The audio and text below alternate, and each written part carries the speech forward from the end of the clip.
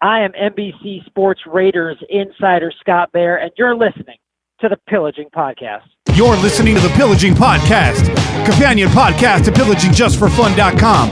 That's BJ4F.com, the #1 podcast in Raider Nation.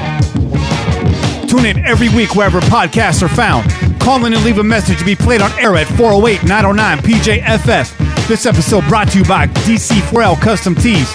Check them out at DC4LCustomTees.com. I'm your host, Kenny Stapler, joined this week by Raider Cain and your boy, Che. Yeah. What's good, fellas? Oh, man. It's good to have you here, brother. It's good to have you back in the studio, huh? It's good to be in the house once again, man. Yeah. You know? Once again, it's on. Yes, sir. Yeah. We got a variety of munchies in the house right now. We got some air fryer chicken wings. And they're fire. What's the verdict, Cain? Man. What's the verdict? Man. Off the chain. People say you can't fry chicken wings without grease, but we did it. Hey, man, I didn't believe it. You see the commercial and you see it and you be like, get the fuck out of here with that shit. But That's you know what? It was good. It's good. They're delicious, man. And your boy Kenny be cooking up them wings pretty regularly. So I'm the lucky one because I'm here in the studio all the time. They're a little hot this week. I went with the different combination. One with the lemon pepper seasoning and that Carolina Reaper hot sauce. Oh, yeah. That Reaper sauce. Oh, man, I got to order some of that online, man. That's some hot sauce for chicken wings right there. It's tasty, but it bites back. It It does. I'm sure it's going to bite back tomorrow, too.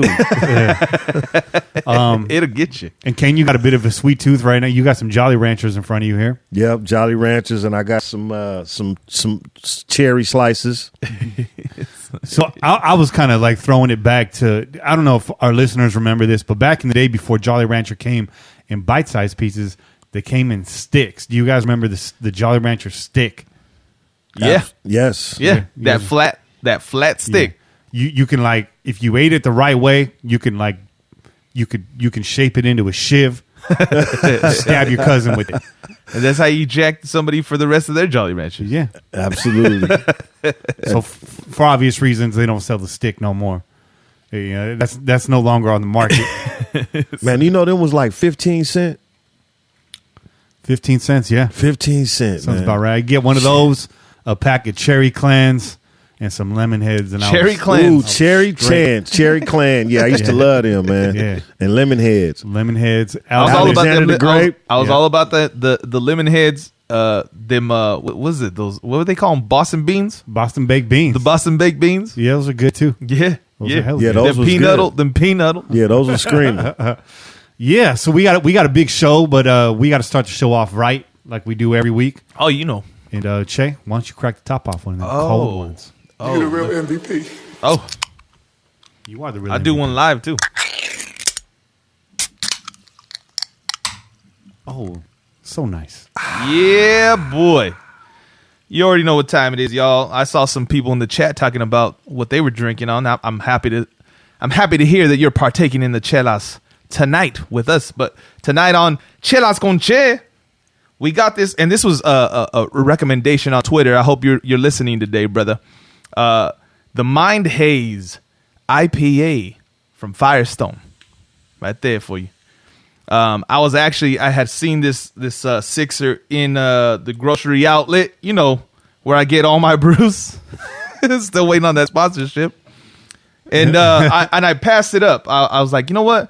I saw a couple other beers, and I was like, you know, those sound interesting. I'll grab one of those. And then it was almost like it was meant to be, because somebody on Twitter was like, what do you know about these ones, though, Chad? What are your thoughts on these? And I was like, you know what? Now I got to go get one.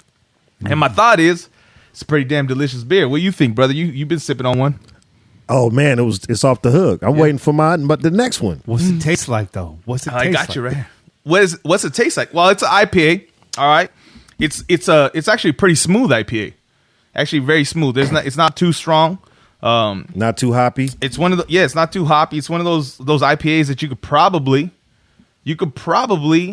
do a session with these, right? It's all day session IPA. Alcohol is at what do we have here? We have about 6.2, so it's a nice calm IPA, right? It's not one of the stronger ones. Not no Denogonizer. That's for damn sure, not, right? Not Lagunitas, my favorite, but it's close to it. Right. Very, very close to a Lagunitas. But it's one of those. It's a refreshing IPA, man. It's one of those It's ones kind of like a fruity. It does, doesn't it? you could drink this all summer long, though. I'll probably be buying a few of these in the summer. Raider Rich says he's drinking that Corona Familiar. Love Corona. Shout out to Corona. That's that Kawama. Did you That buy that Kawama. Kawama? You Yeah. buy that Kawama? They sell those at Grocery Outlet too. Hell yeah. And who doesn't enjoy a good Corona with a lime in it? I love it. That's it. So right off the bat, we have some announcements here. As you guys know, proud member of the Crow's Nest Podcast Network. That's the CNPN.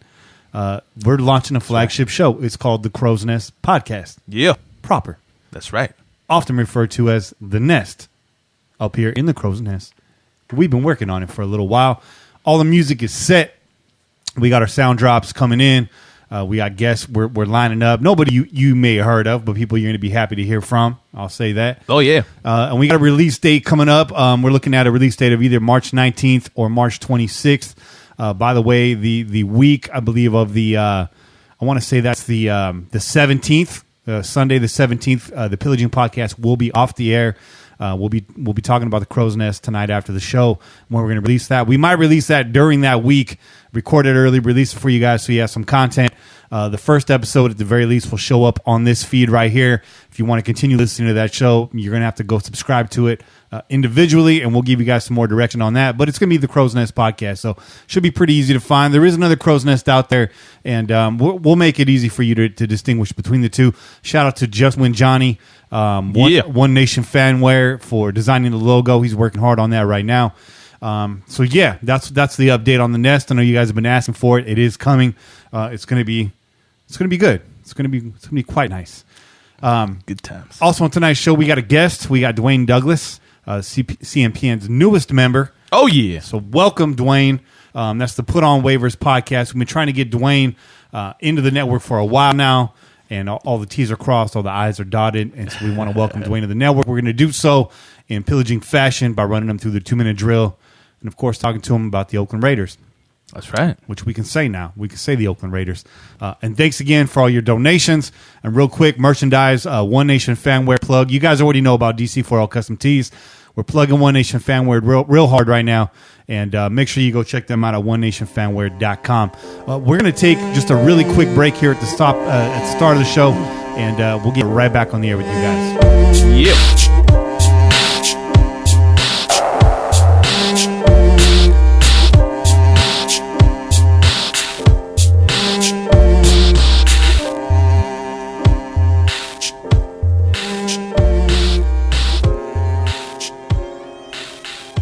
And we're back. Sorry about that quick break. A little out of character for us, but when duty calls, I must answer. There wasn't the actual duty. It was fatherhood duty. Okay. It wasn't duty. It wasn't like duty. You didn't have to take the kids to the pool. Duty. It wasn't that kind of duty. That duty. Vince wants to know where my shades are at. I left my shades in the other room. They'll be back for the next segment. Trust me. I'm already hurting over here. But where were we? We were doing announcements. Yes, merchandise. Make sure you check out One Nation Fanwear. They got all original gear for the Raider fan out there. Very different, very street. Check it out, man. It's clean stuff. They got the spring line coming out pretty soon. And you already know DC4L Custom Tees, which dropped the official 2-minute drill t-shirt. So if you think you got what it takes, make sure you go get yourself that You're Stalling t-shirt. You're stalling. Yeah, that's a great shirt. And you got that. Yeah, you goddamn right. You goddamn right. That goddamn right shirt. That's out it. there too. And while we're at it, last announcement, I guess, for right now. They said they didn't want no shine, but I got to give them shine anyways. Make sure you check out the Wolfpack podcast. Yeah. With our man Bobby Wasabi. That's right, Bobby. We see you, dog. Monster Mash and Raider VC. Check them out. It's a mix, a little bit of everything. Pop culture, Raiders, pro wrestling. Yeah. It's a funny show. It's dope. It's a funny show. If you heard Bobby if you've heard Bobby call in, you know he's got some of the funny fucking takes. Yeah. He's got some of the funniest takes. So you already know, man. You already know what to expect from Bobby Wasabi. I'm hoping we could do some crossover with them once we launch the Crow's Nest. We'll see. They might be too big for us by then. We'll see. But check them out. Check them out on Twitter. You can find them on there. Wolfpack1. I believe it is Wolfpack with a C. Wolfpack1. Check them out. But let's get into it, guys. Let's do it. Oh, yeah. Quick hits. Raiders expected to announce a renewed lease with the Oakland Coliseum for 2019 with an option to return in 2020 because you know how construction be. Sometimes it don't get done on time. Sometimes. Hey, man, you got to plan for the worst, right? Well, last time I checked in, there was 47% complete. Right. That was a few weeks ago. So it would appear that it's right on pace. But wait till they get to wiring that bitch. I know, right? Yeah. That's going to be the fun part. A movable roof. Yeah. Movable football field. What could go wrong? Plenty. We know the monorail is behind schedule right now. We'll see what the rest of the stadium does. We'd love to see our Raiders in a brand new shiny stadium. But hey, living out here, we ain't going to be mad if we get a little extra time with them. You know what I mean? A little extra quality time. Hell no. But you got a lot of haters out there that put like dissing them. Oh yeah, sure you guys are going to be out by 2020. Sure. Listen, man, really, like, what is there to complain about? They stick around 2020. I'm not going to be talking shit about them. I'm going to be excited because that's another season we got right down the road from us. Yeah. Absolutely. Come on now. When this thing kicked off, I said it might not be until 2021, possibly 2022. Yeah. So, well, that's a little far out. If they end up here, end up here, I'm happy. It's a benefit to me. I feel you. Just a quick correction for those of you listening at home. It's actually Wolfpack Nation 1. Wolfpack with a C, Nation 1, all one word. There you go. The number 1, Wolfpack Nation 1. Make sure you follow them and check out their show. I think it's a lively show. That's our boy, man. I think you're going to enjoy it. Those are our boys, man. Go check them out. Yes, sir. That's it. Bobby says I'm the man. I know I'm the man, Bobby. I don't need you telling me I'm the man. I know I'm the man. Bobby, you the man. Yeah, you're the man, Bobby. I'm just playing. Say, who is the man? Yeah, but let's keep it moving. Yeah. Jon Gruden spoke with JT the Brick this week regarding his relationship with new GM Mike Mayock and their approach in this year's draft. First off, he spoke very highly of Kyler Murray. Don't drink the Kool-Aid. It's all smoke screen. We ain't drafting Kyler Murray at 4. All we can. Absolutely not. No. If you're on Twitter, you take everything that's on Twitter as reality, man. You probably think we're taking Kyler Murray at 4. Yeah. With everybody that's talking about it. Yeah, true that. We posted the Twitter poll last week, and that thread is still going tonight. It's quite heated in there. We'll talk about that maybe later when we get to the shout outs because I had a shout out. But Jon Gruden during this conversation characterized the team as being in transition. If you think it's anything else but that, you are twisted. You are drinking the Kool-Aid more than the rest of us. This is a team in transition. Mm-hmm. We've talked about the holes already during this offseason, so we don't need to go back into it. But it is a team in transition. He did mention the move to Vegas and wanted to be up and running by then. So that timeline that a lot of fans have talked about, yeah, it's definitely it's definitely something that's been talked about in the organization. Yeah. They want to hit Vegas with a big splash. And we're in transition right now. But he did cite the fact we got a bevy of draft picks. We got a lot of ammo. And anything can happen in the first round. And all picks are up for grabs, according to Mike Mayock and Jon Gruden. They could be wheeling and dealing. They could be standing pat. What do you guys think? Is this a smokescreen? Or do you think these picks are going to get dealt? Are we going to move around? Are we going to trade for players on draft day? What could happen? Anything goes, right? All of the above. Anything's possible, man. Nothing's out of possibility. But there's a lot of people out there talking some extremes, too. There's a lot of people out there talking some extremes. You talk about trading away like all our damn picks for established players, and that's just crazy. That's just crazy. It's wild. Yeah. It's wild. That's wild, man. I mean, but that's what goes on at this time of year. Yeah. Right, because there ain't nothing happening, dog. Everyone's getting desperate, just sitting around waiting for some real news to happen. So they just start making up fucking stories themselves. A lot of speculating. That's it. And then John went on to list, positions of need. He mentioned another running back. He mentioned defensive lineman. He mentioned tight end. He mentioned the entire defense at every level needs improvement. So he's very aware of the holes on this roster and the opportunity he has right now to fill them. He did not rule out moving out of the first round with one of those picks. He says Mike's going to be on the phone all day, wheeling and dealing. All picks, again, are in play. Currently, right now, this was a few days ago. He said for the last 10 days, they've really been focused on free agency. What they're looking for is not veteran players at the end of their career, but blossoming young talent. They have a lot of money to spend. He did caution they may not spend all of it. They want to, have some money left over for the possibility of a trade on draft day. So it's sounding more and more like that's really, really in play. You know, and it could happen sooner than later. Doesn't necessarily have to happen on draft day. Talked a little bit about the coaches, new coaches, old coaches. Lost Callahan and Ansley, but brought in Kirby Wilson, a running back coach. Coached with Gruden back in Tampa Bay. He's worked with Le'Veon Bell in Pittsburgh. Are you paying attention? Johnny Morton came in to replace Callahan, worked with Jon Gruden in Oakland the first time John was here, and he's moved around the league. And then Brenston Buckner from Arizona and Tampa. So a lot of moving spots there on the coaching roster. What we still don't have is a DB coach. We have a DB assistant coach, but no DB coach. Johnny Morton, do you know who gave him his stardom in coaching? Al Davis. Al Davis, look at that. Al Davis. He was a player, and Al told him when he stopped playing football to come talk to him about a job. Yeah, I saw that. I saw that. He actually did an interview about that. Interesting. Yeah. Speaking of holes on this roster, there's a man that opens up a lot of holes, and his name's Gabe Jackson. What up, Gabe? And a guy that's trying to learn how to open up some of these holes is Brandon Parker. Apparently, the two are roommates, and they've been living together all off season. Okay. That's good news, right? That's real good news. We like that? I like that a lot. All right. Player recruiting has already begun on social media.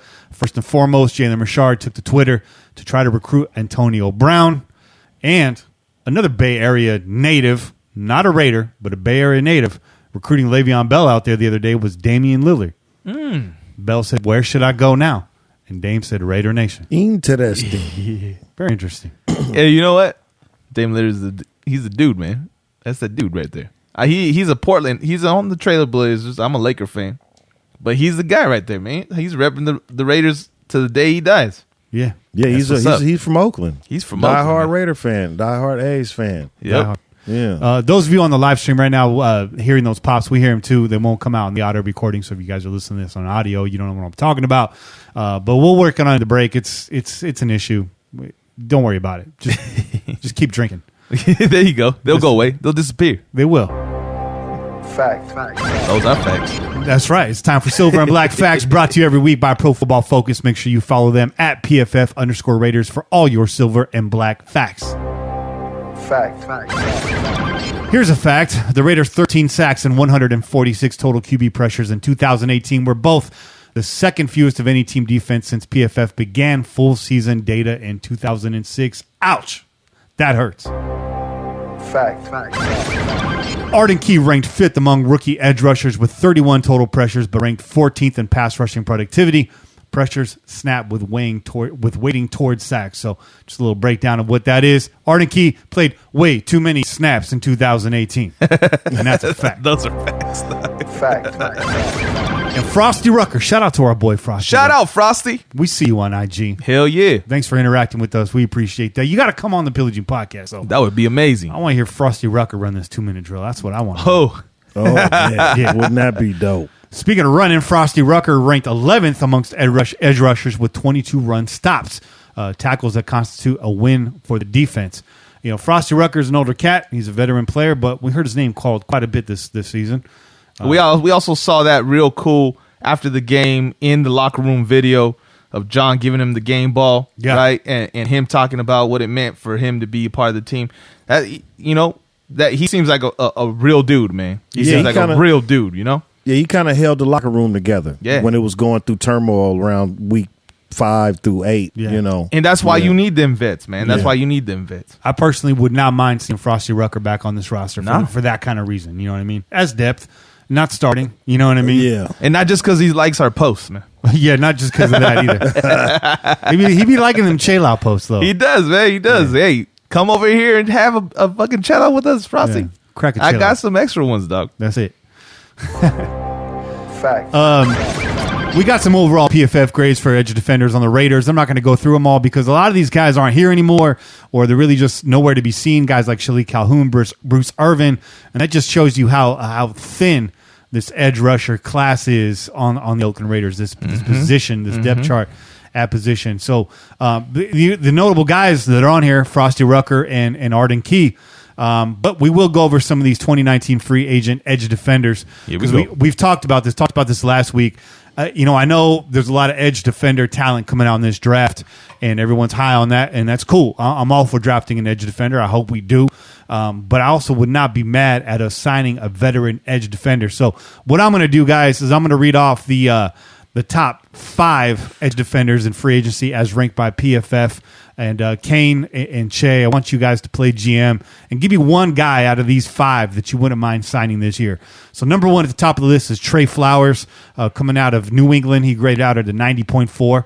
Then you got DeMarcus Lawrence, who we've talked about, at 89.5. Jadeveon Clowney, despite us feeling like it's been quiet on the Clowney front, he's number 3 at 89.2. Then, of course, you got D Ford at 88.9. And then rounding out that top 5 is Brandon Graham from the Eagles at 88.7. So let's go to you first, Cain. Out of these top 5, who's a guy that you wouldn't mind seeing the Raiders throwing some money at this offseason? Well, if I had to choose one, well, first of all, let me say this. I don't think the Raiders are going to sign a big-name defensive end. But with that being said, I would go with DeMarcus Lawrence.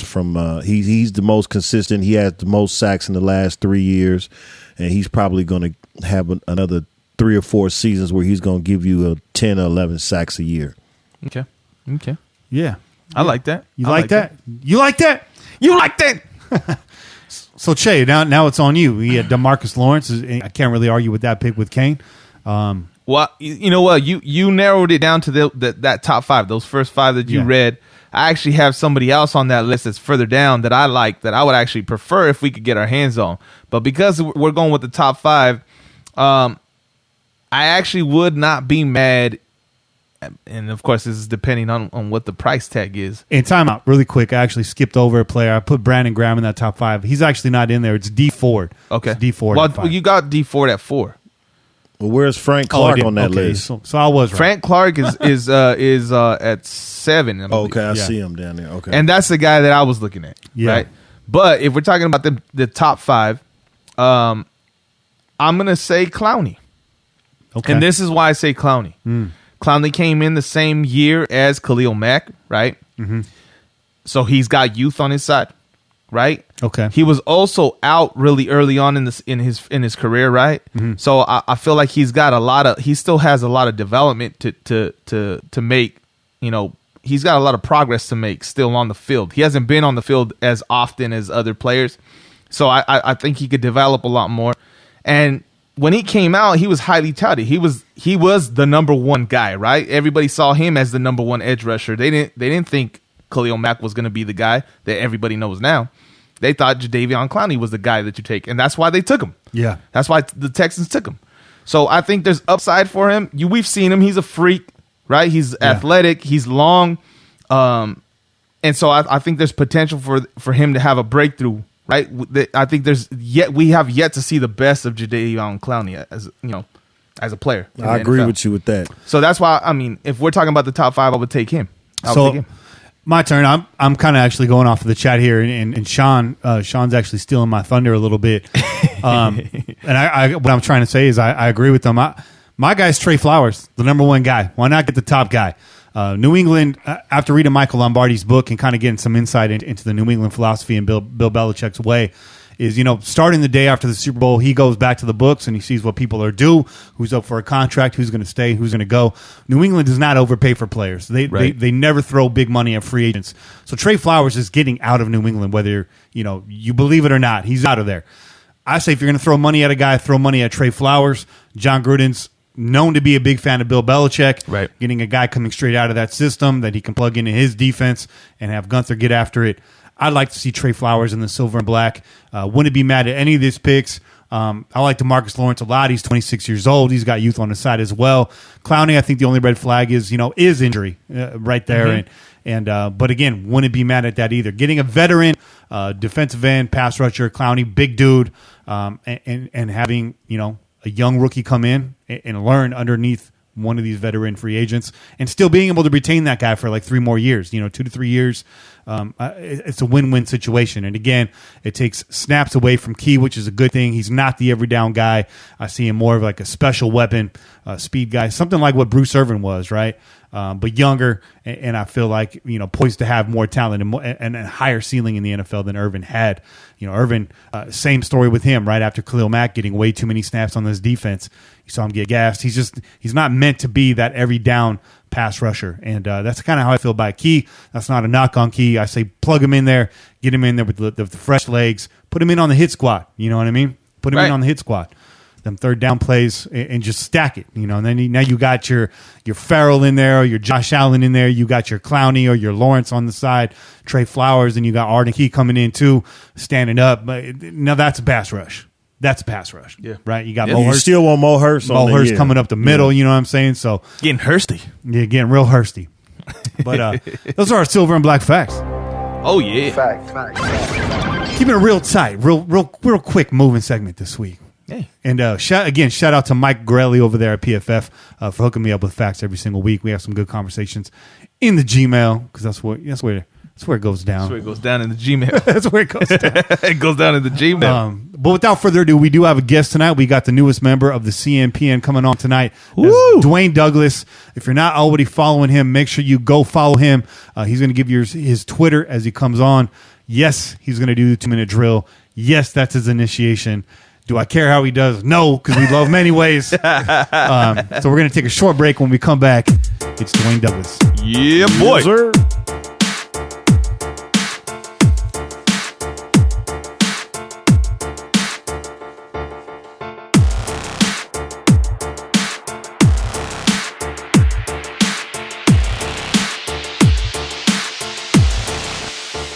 All right, and we're back on the air.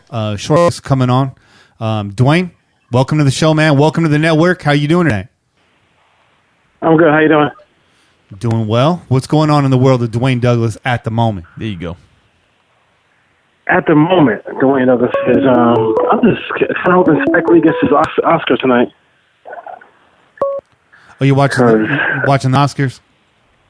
I'm not really watching it, but I just, for me, I like the totality of his work.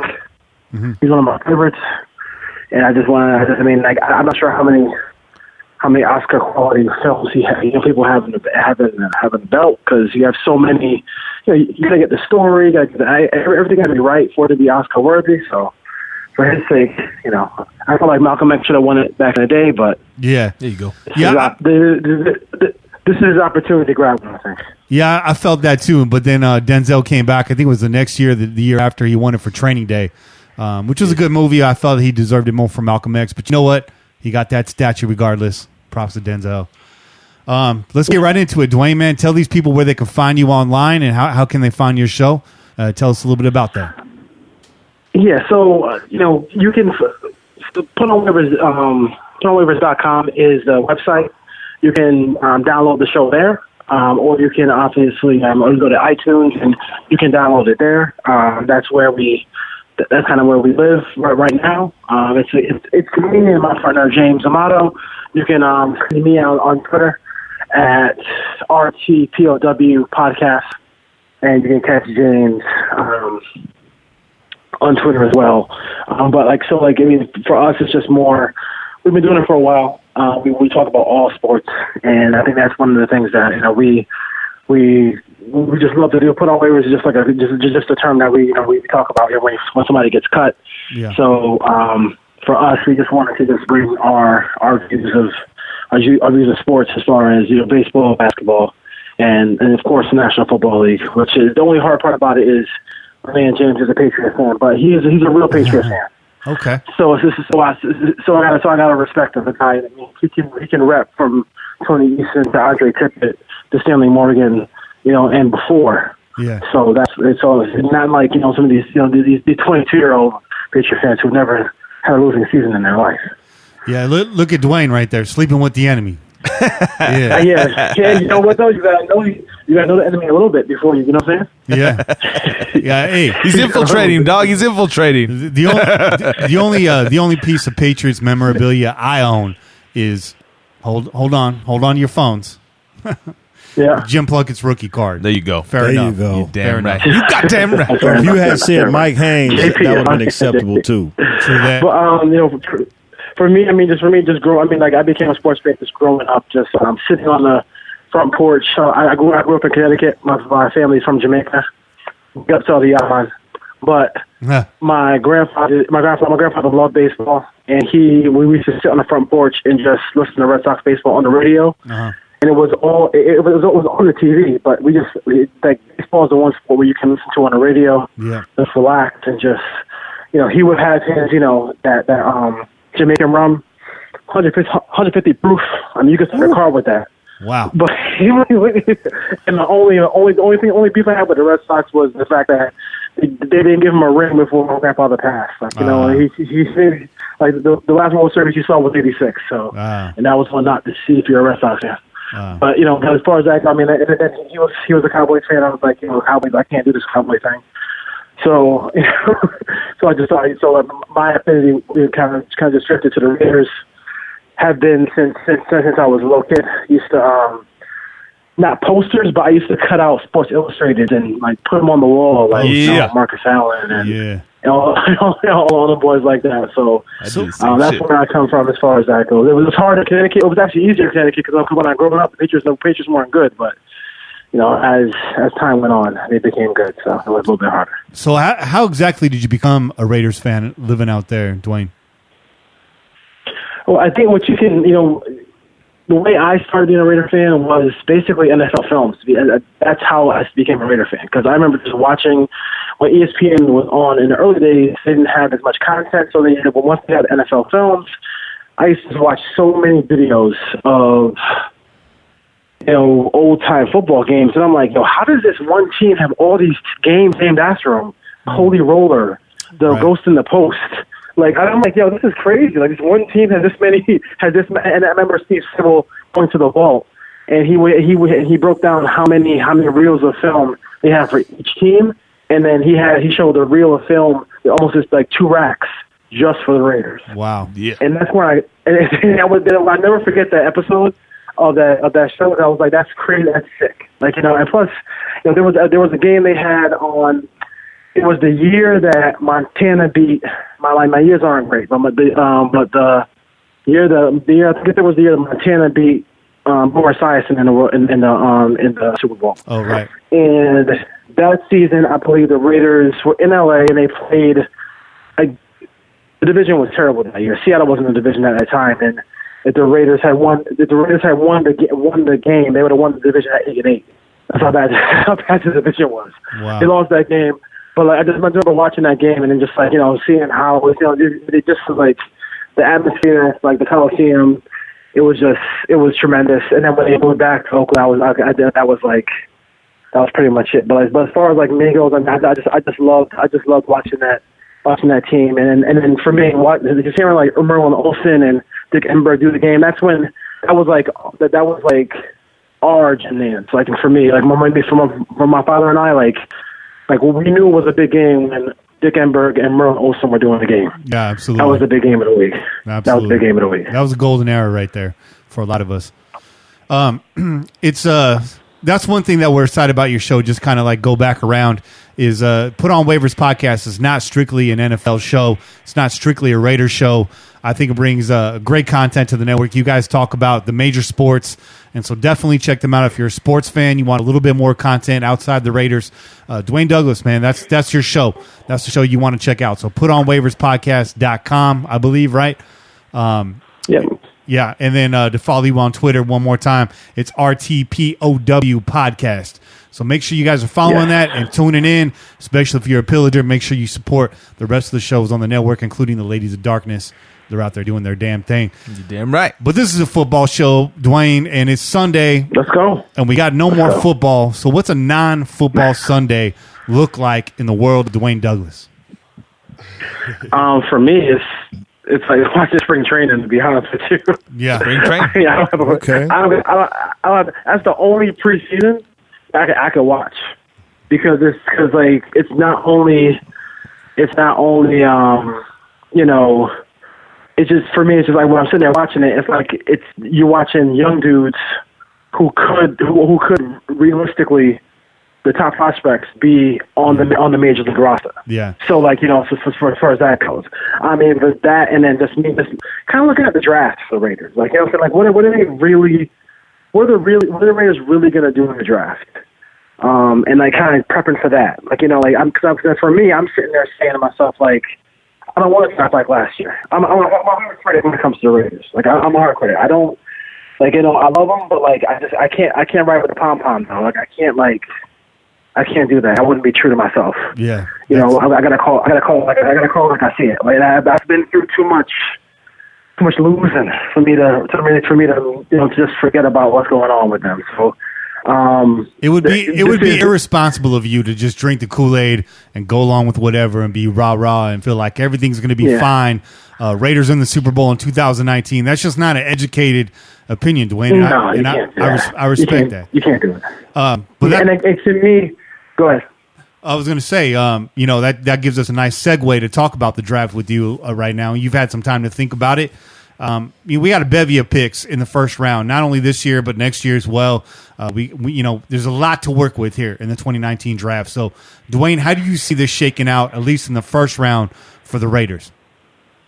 To me, I have not seen a really good Raider defensive unit in my lifetime, really. I know 2016 they had a lot of turnovers, but it wasn't the caliber of defense that I would have liked. No. So, and to me, I think they really missed the boat, because I really think if Mo Hurst and Arden Key and P.J. Hall could have played with 52, their rookie years would have been a lot easier across the board. I think, Arden Key was the king of the almost sack last year. I mean, how many almost sacks did that guy have?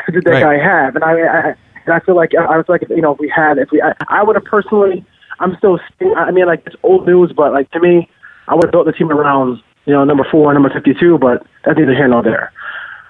I'm going defense all three. Like, I want defense. I know Devin White is possible. Like, when was the last time? Why can't this team?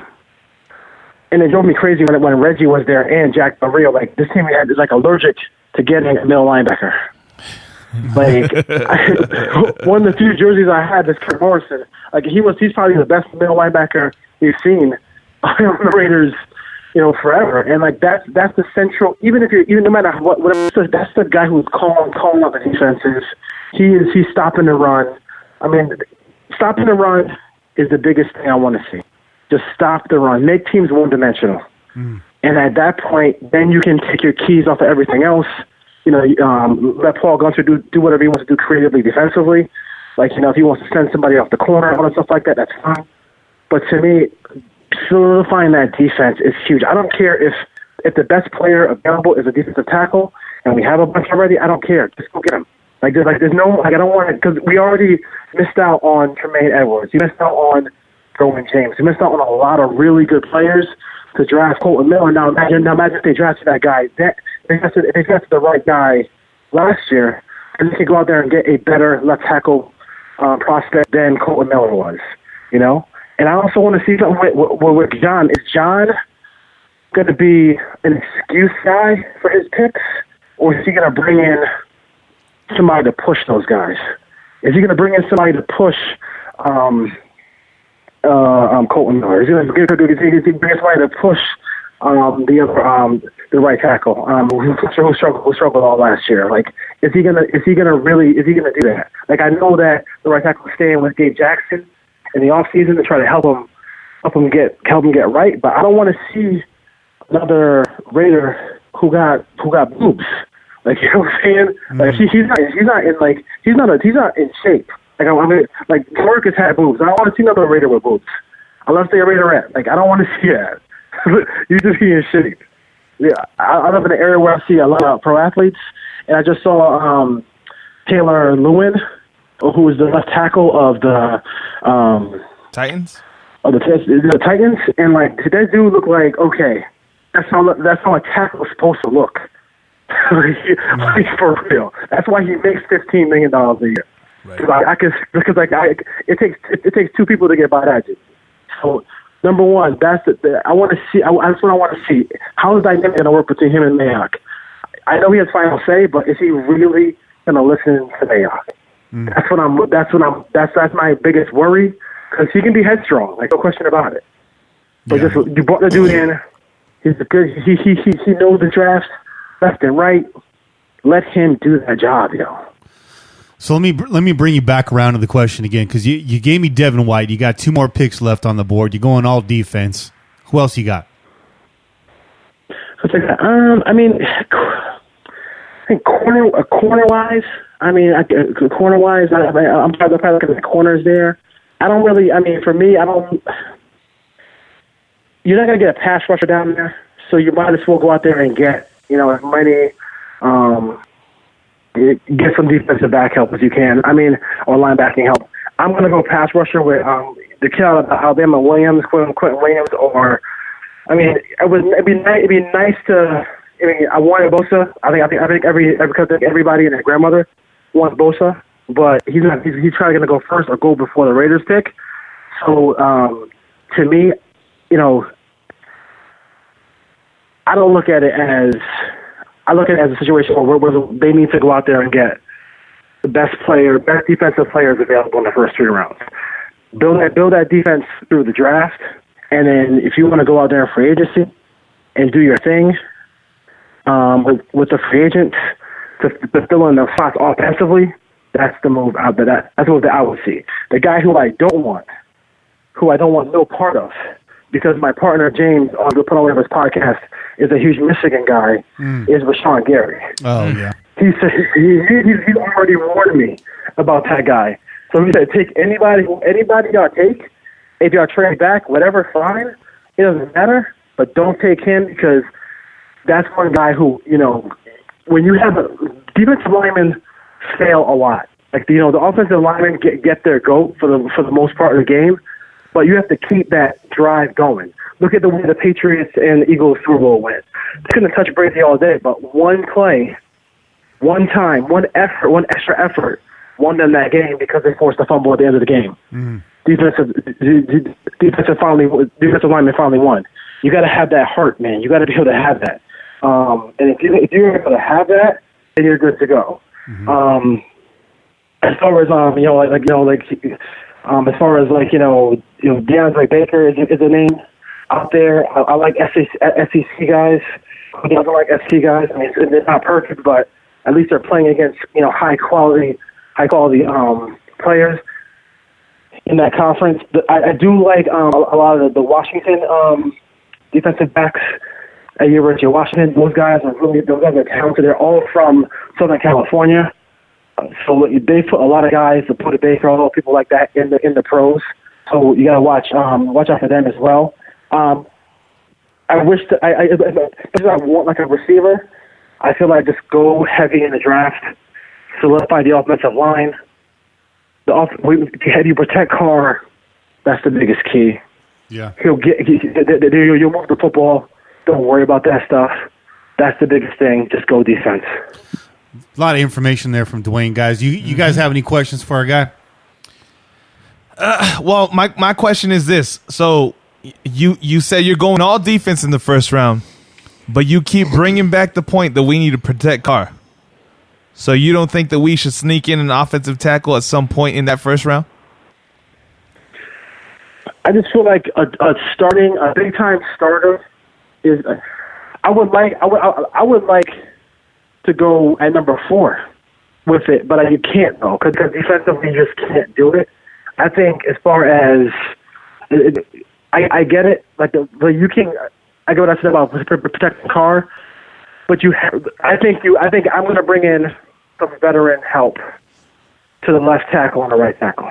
Okay. A lot of it is just more. To me, a lot of it is coaching.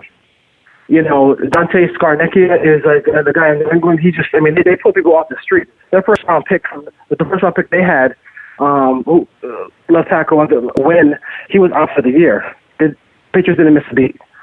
Like those are the kind of things you have to do. Like you have to be able to get quality. I'm not sure what Tom Cable's thing is. Like, whether do we trust Tom Cable to kind of bring Colton Miller along to bring this offensive line along? I mean, we know what we have in the middle. I think we like it. Hopefully, all those pieces come back and nobody gets cut or anything. Like, rumors about Kelechi, I don't think they're gonna cut Kelechi. But I mean, I just need the tackles to be solidified. I mean, watching, some of these tapes just of him getting of them getting blown up and just in Carr's lap. It's just like before he can even put his back foot in the ground. It's just not the way to operate. Right. It's a hot mess. It's a hot mess. One more question, because he brought it up right now. You brought up Tom Cable's name, Dwayne Douglas. So my question is this: if you had the ability to draft a new offensive line coach in the first round, who would you replace Tom Cable with? I don't know. I mean, and at what pick? I don't know. I really don't. I mean, like that's the toughest part of it is like, he's already there. Like, I don't think they, it's hard to find quality assistant coaches. Right. They talked about, I think it was Brian Billick got on interview the other day, not so long ago, and he was talking about what was the hardest thing about being a head coach, and he was just like, just the revolving door of the assistants. It's hard to find putting together a really good staff. I'm not sure how, like Cliff Kingsbury puts together a staff coming right out of Texas Tech. Like, I mean, that's tough. Like, if you don't have strong NFL ties, it's very difficult to find that. So, right. It's to me, it's a tough situation. I mean, I'm hoping Cable can be better. I'm not. He has some pieces to work with. I think Brandon Parker was decent in one game, but he the quarterback can't be like seeing pressure in the face at the blink of an eye on every. I mean, like there's some stats where it's like, oh my god, like like you can't put it. It's not safe to put. I'm surprised Carr lasted the season with some of his protection at the corners. Like, I'm willing to work with Colton Miller, but Parker was the guy who I just was like, that's that like Al Davis question mark pick. Yeah. Like, everybody, it was. Yeah, it was. Yeah, it was. It was. You had mentioned as far as that goes, I wasn't really thrilled about that part. So let's just get better at the draft, and defensively, and then I think offensively, there's guys out there who could maybe help them in the offensive line. I know as far as middle linebacker goes, you go to maybe get. C.J. Mosley will cost a lot of money. Is he going to get franchised by Baltimore? I don't know. We have to see. I mean, it'd be nice to have. My dream scenario would be signing middle linebacker. I would have took a flyer on Ruben Foster. That's just me. I would have took a flyer on him. I mean, like, it's not going to cost a lot of money. Like, he has issues. Yeah. And my boy Q always says that you need a good combination of car thieves and choir boys on a football team. So you're gonna have some bad apples. Yeah. Take a chance on that if you're gonna do that. So we'll see what they do as far as that goes. But to me, it's all about protecting the quarterback. You protect the quarterback, then they probably need more speed there at wide receiver. Definitely at least a couple of guys to go deep down the field. You already have the third down automatic guy with Jordy Nelson. I don't know what Marcel Aitman's going to be. Dwayne, I want to try to stay on track here, stay focused. Cain's got one more question for you before no, Cain, you're good. All right, I'm going to fire 20 of the hardest questions you've ever heard in your life at you right now. How about that? Dwayne, so I don't know if you listen to the show, if you listened recently, but we have this thing called the 2-minute drill. So what this is, you have longer than 2 minutes. You have as much time as you need, unless you plan on stalling. I'm going to let you know. I'm going to fire 20 questions at you. 10 of those questions are going to be Raiders questions. 8 of those questions are going to come from interests that you gave me yourself. Those are in your wheelhouse. The 2 interests you gave me were shows such as The Chappelle Show, Key and Peele, and In Living Color. And the other category you gave me was hip hop. So I got 8 questions in your wheelhouse, and I got 2 completely rando questions. The high score for the 2-minute drill was set last week by Reddy Rue. He got 13 out of 20 correct. And one of these 20 questions is actually going to be a daily double. It's you got a bonus point. You got an opportunity for a bonus point. So best perfect score is going to be 21 out of 20. You ready? It's impossible to get 21 out of 20. I'm horrible at this because I play along during the week. Okay. At the other ones, so this could be the low. If you had the high last week, this could be the low. But I can't back down from that challenge. That's all right. I can't back down from the challenge. That's all right. Let's see. What's our low score so far? I think it's a 6. 7. Oh, it was a 6. I think it was 6. Yeah. Okay. 6. It was a 6. Austin Gale posted a 6. Ray posted a 6 from Raider Ramble. And Rory posted a 6. Those are smart guys. So I'm a big Austin Gale fan. So like, if at least if I can hang out, if I can get a little higher than him, I feel good. that's a good marker. 7 is it. your mark. That's it, man. Oh, Without further ado, and it's on. let's get into it. And it's on. Good luck. Question number 1, and this is a Raider question, Dwayne. There have been 8 winning head coaches in the history of the Silver and Black. I need you to name 5 of them. Their records overall, their winning records. Overall winning records, correct. Okay, we got Gruden. Okay. We have Flores. Okay. Let's see. I got it to John Madden. 5 winning records. So I'm sorry, we lost audio there for a second. We got Gruden. We got Flores. Who else? John Madden. John Madden. That's 3. John Madden. That's 3. Yeah. Let's see here. Al Davis. Al Davis. That's 4. That's 4. Coach. Give me one more coach.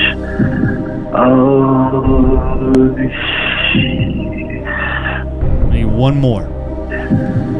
One more coach.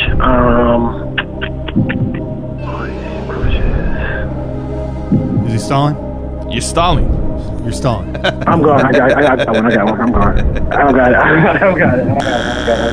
We would have accepted Jack Del Rio, Mike Shanahan, or Art Shell, or John Rauch, who a lot of people don't know about. Okay. Hey man, you were on a roll there for a second though, Doug. Yeah. I'm proud of you. Yeah. How did you forget Art Shell in the 90s? All right. Let's keep it moving. Question number 2. Yeah. Puff Daddy gained most of his fame producing the notorious B.I.G. However, Puff had a big hit with another artist prior to Big's rise to stardom. Name that artist. Mary J. Blige. Oh, One more time. Is it Mary J. Blige? That is incorrect. It was Craig Mack. Craig Mack. Okay. I remember that. Question number 3. Another Raiders question. Getting right back on track. Name the first starting quarterback in Raiders history.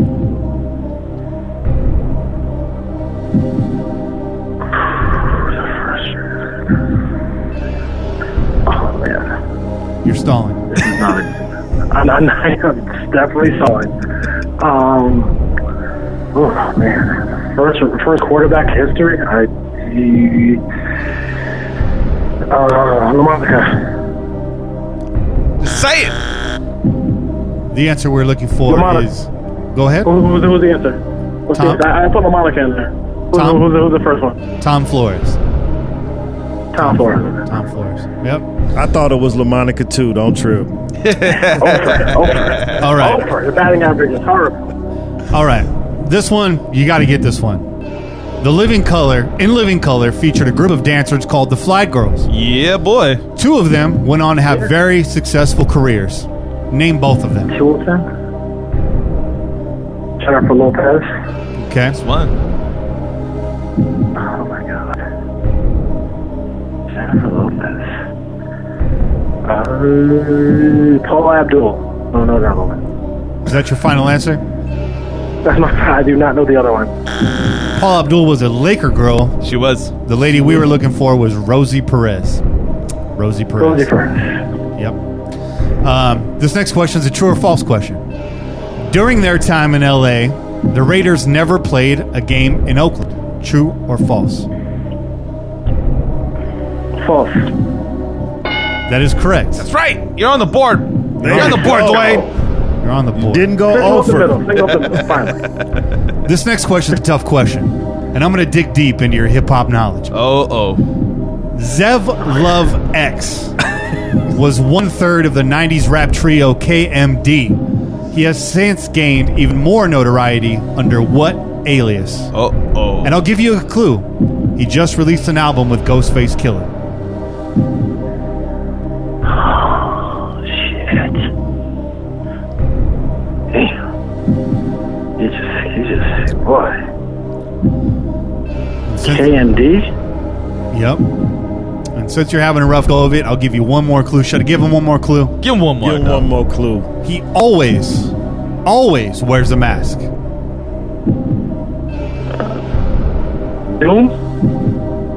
That is correct. That's right. MF Doom. MF Doom. Yep. Was once a member of. Well, did not know that till now. That was interesting. Yep. Once a member of KMD. His brother died, took a hiatus, came back as MF Doom. All right, you're on the board. You got 2 right. We're going to keep it moving. We got question number 7. We're not even halfway through this yet, Dwayne. So hang in there. Yeah. I'm hanging in. This could all turn around. It's good. Fourth quarter comeback. The day 1 starting quarterback for the Silver and Black in 1993 was who?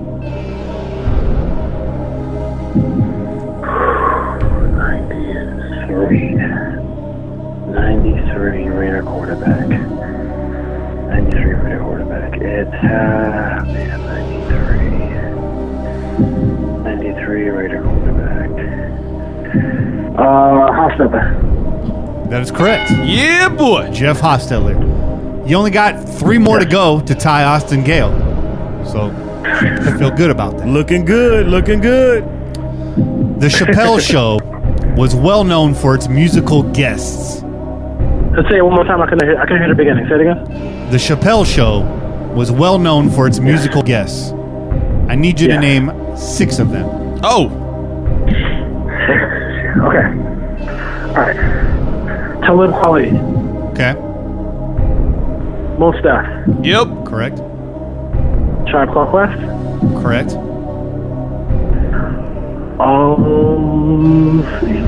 Tribe Called Quest. Well, I'm going to need you to be a little more specific than Tribe Called Quest because the full group never appeared on the show. Give you a little help there. Q-Tip. Correct. There you go. You got 3. Q-Tip. 3. Let's see here. You've given me Kweli, Def, and Q-Tip. I need 3 more. I already said most stuff. The Roots. The Roots. Yep. 2 more. The Roots. Souls of Mischief. Souls of Mischief. And who else?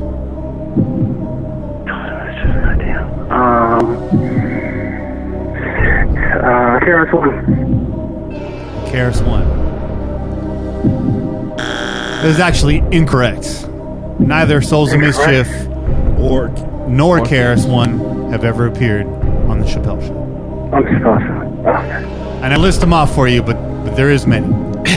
There is De La Soul. Wu-Tang Clan. I mean, Common. Yep. Kanye. yes. Although he wasn't really performing, he was just walking around in a kitchen setting when Common was rapping. All right, question number 9. Yeah. In what year was the Oakland Raiders franchise first founded? 1960. Correct. If you listen to the show, that's an easy one. If you're a Raiders fan, you should know that one. Every T-shirt has that on there. Yeah, you're right. You're goddamn right. Every T-shirt. You goddamn right. So this is the halfway mark here. It's officially question number 10. This is a random question. How many canine teeth does the human adult have? How many canines? Let's go with 8. That is one savage human being. Wow, that's worse than Dracula. Motherfucking vampire, dog. Correct answer is 4. Yeah, 4. 2 on the top. Just as much as an animal. I met some people who look like they had 8, so that's probably why. That's a problem. Hey, that's a That's a possibility. problem. man. That's a problem. It's a That's why I'm possibility. going in the wrong neighborhood when I see that. Look at that. Here's a tough question, but I think you can get it. The Raiders are in the process of moving right now. The Raiders moved around quite a bit in their history. In fact, they've called 6 different fields home during their existence. Name 4 of the Raiders' home fields. Oh. Jesus. For their home fields. The 2. LA Coliseum, LA Coliseum. the Oakland Alameda County Coliseum. Correct. That place is they called home. Jesus. I need Do 2 not. more. I don't even want to call them playing anywhere else. They Stone. play full seasons there? Not necessarily. Not necessarily. In Anaheim Stadium? I need 4 stadiums. Not Anaheim. Jeez. 4 stadiums. I don't got it.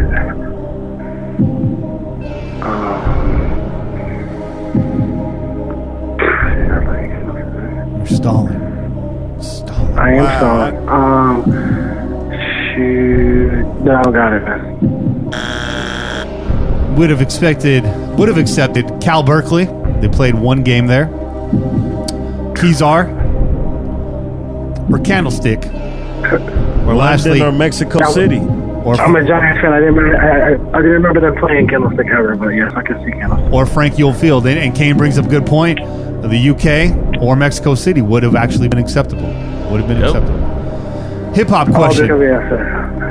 Hip hop question coming at you fast. In 1989, Eazy-E signed this underground West Coast gangster rap group. They went on to record such hits as Living Like a Hustler and Black Superman. Name that group. Good luck. Above the law? There you go. That is correct. It's a round of applause for that one. Yeah, that is correct. One of my favorites. One of my favorites. Yeah, that's good. I like them. In what year did the Raiders make their return to Oakland? The Raiders returned to Oakland. Was it 95? Bow. That is correct. Bow. 1995. You see, let's get a tally. You got 5. Got that 6, dog. You got 6. You need one more. Currently tied with your boy Austin Gale.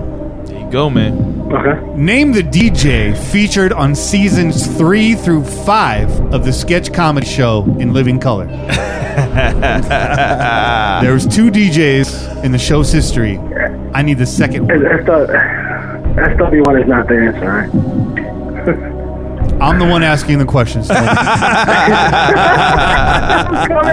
He tried to bait you, yeah. Oh, man. Kid Capri. That is incorrect. DJ Twist. DJ Twist. Kid Capri was Def Jam comedy, bruh. That's right. Yeah. That's no, right. and the DJ on In Living Color was actually Sean Wayans for a while, and he was not a fucking DJ. He was just pretending. Yeah. He was SW1. Yeah, he was SW1. Yeah. He's the SW1, kind of a riff on the S1W shutout Public Enemy. There you go. Security of the first world. True or false, the Silver and Black have always carried the moniker Raiders. True or false, the Silver and Black have only ever been named the Raiders.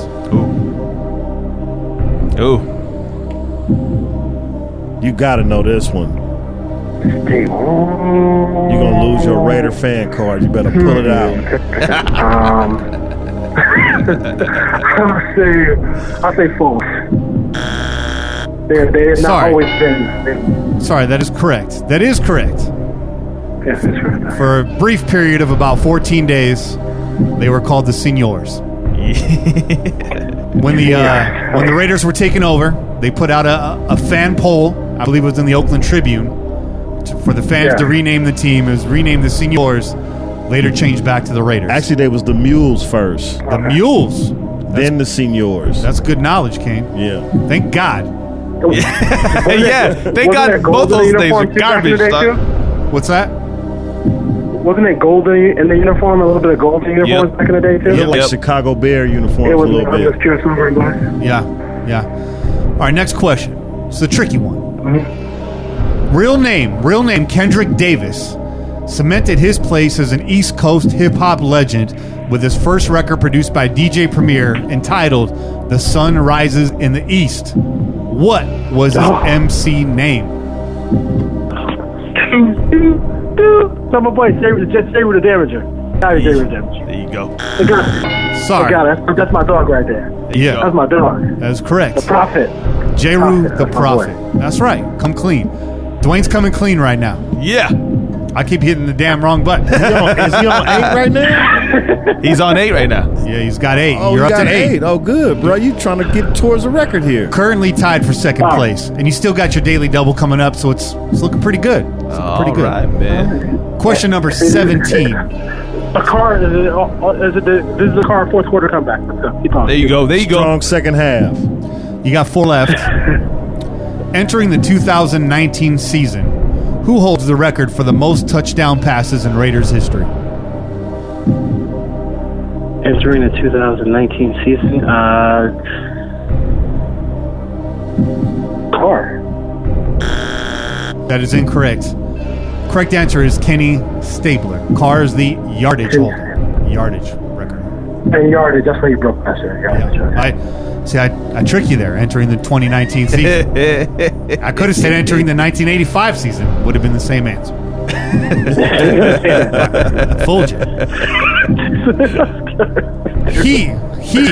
He was a recurring character on the Chappelle Show who became the richest man in America off a dice game. What was his name? Yeah. Just watched that damn skit. Oh my You're god. stalling.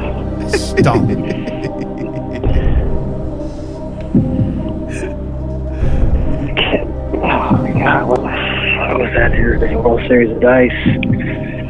Oh man. Oh my god. It wasn't ashy. No, it wasn't. Nope. Ashley Larry, he lost all the time, dog. Oh my god. Ashy Larry. It was not Ashy Larry. Oh, I forgot it. I don't know. Tron. His name was Tron. But you would think it was Ashy Larry, though. Right. Yeah. Now, what do you think he's going to do with all his money? He's going to give it back to the community. Yep. Psych! That's what he said. All right, this next question. The Daily Double. The Daily Double. This question is worth 2 points if you can give me both answers. Might only be worth 1. We'll take either one. You got a chance for 2. He's listed as the number 2 all-time sack leader for the Raiders. Number 2. What's his name? Bonus point if you could tell me how many sacks he had. Oh, yeah. That's a good one. Number 1 sack leader of all time. Number 2 sack leader of all time. Yep. Is that how you want? You goddamn right. That is correct. Can you tell me how many sacks he had for a bonus point? I don't know how many sacks he had for his career, but I just knew he was. I think Townsend first. Shit, throw a number out there. So he was. I think he was. I don't want to look it up to cheat. Yeah, don't do that. Yeah, I don't want to cheat. All right. I don't want to cheat. So what's your number? Throw it out there. Number as far go out there. Let's go with. Let's go with 80. so close. 84. You were very close to guess. Was it? Oh, damn. I almost went go 75 with his number, but I figured he had more than that. You're not doing bad, Dwayne. You got 9 right so far. You got a chance for 10 with this final question. That'll put you in second place in 2-minute drill history. What sport gives its competitors 3 attempts at the snatch? Say it again? What sport gives its competitors 3 attempts at the snatch? 3 attempts at the snatch? That's right. That's a hell of a sport. This is a real sport. That's not like a brothel or nothing. It's good. A sport with 3 let me go with polo. That is incorrect. Correct answer we were looking for is weightlifting. But Dwayne, you didn't do bad. You got 9 out of 20. Not quite a passing score, but good enough for second place. You're tied in second place with Chris Simmons over there at the Raider Ramble. So that's not bad company at all. You did well, man. You did well. I'm disappointed with the. I have to blow up on my Chappelle show. There you go. I did not do as well. As big a fan as I am, I did not do as well as I thought I would do with the Chappelle show. Dwayne, it's been great having you on, man. Anything you want to say before you get out of here? No, I mean, this is a cool thing as far as just being with with you guys as a crew, and looking forward to it. The show it's doing really good things, and I can't wait. For more of your audience to get into it. Put On Waivers podcast. PutOnWaivers.com is the website. JR_Amazo 824 is my partner's Twitter handle, and the Twitter handle for I just see me tweeting out of is going to be RTPOW podcast. Definitely give us a listen. We had that perfect drive time to work podcast time, which is what we have for our focus groups. They were like, they wanted something they wanted something that they could listen to just on their way to work, on their way home. It was perfect. It's perfect, like half an hour snippets there. So we get everything in there. We go after with every sport, and I can't wait to talk about all the Patriots this week. It's gonna be fun. Oh yeah, that's gonna be a hot one. I'm gonna tune in for that. Make sure you guys tune in too. Again, PutOnWaiversPodcast.com. Make sure you subscribe on iTunes or wherever else you listen to podcasts. Again, Dwayne, it's been great having you on, and welcome to the network. We're really excited about this partnership, man. Yeah, man. Crow's Nest, man. All right, man. Have a good night. I take care. Peace out, Dwayne. Peace out, bro. Yeah, so make sure you follow our brother Dwayne at RTPOW Podcast on Twitter. Yeah, man. Again, the Put On Waivers Podcast, PutOnWaivers.com. So check that out. It's a good show. Like you said, 30 minutes. You're in, you're out. It's brief. It's a quick hitter. Yeah. It's a quick hitter. Sometimes you want that quick hitter, man. Yeah. Yeah, he's a good host. He is a great host. And actually, props to you, Cain. I didn't know about the show until you were a guest on the show. There you go. I think it was last summer. Yep. And I tuned in. I've been tuning in ever since. It's been a great show. They've been growing. They got the co-host now. Audio much improved. It's a great show. It's a good listen. Make sure you guys check them out. It's nice to have another show on the network that covers more than just the Raiders. And I think you'll see us spreading our wings a little bit more in that fashion as we move forward. There you go. We want to give you some options. Yeah. It's like a buffet. Matter of fact, I had a very interesting all-you-can-eat experience this weekend. Okay. I didn't even tell you guys the half of what happened at Fogo de Chao or what happened after I left the restaurant. Chase see me in action at a restaurant. Yeah. I say what I feel. And I got more of that coming up after the break. Let's take a break, guys, and we'll be right back. Oh, yeah. We out here.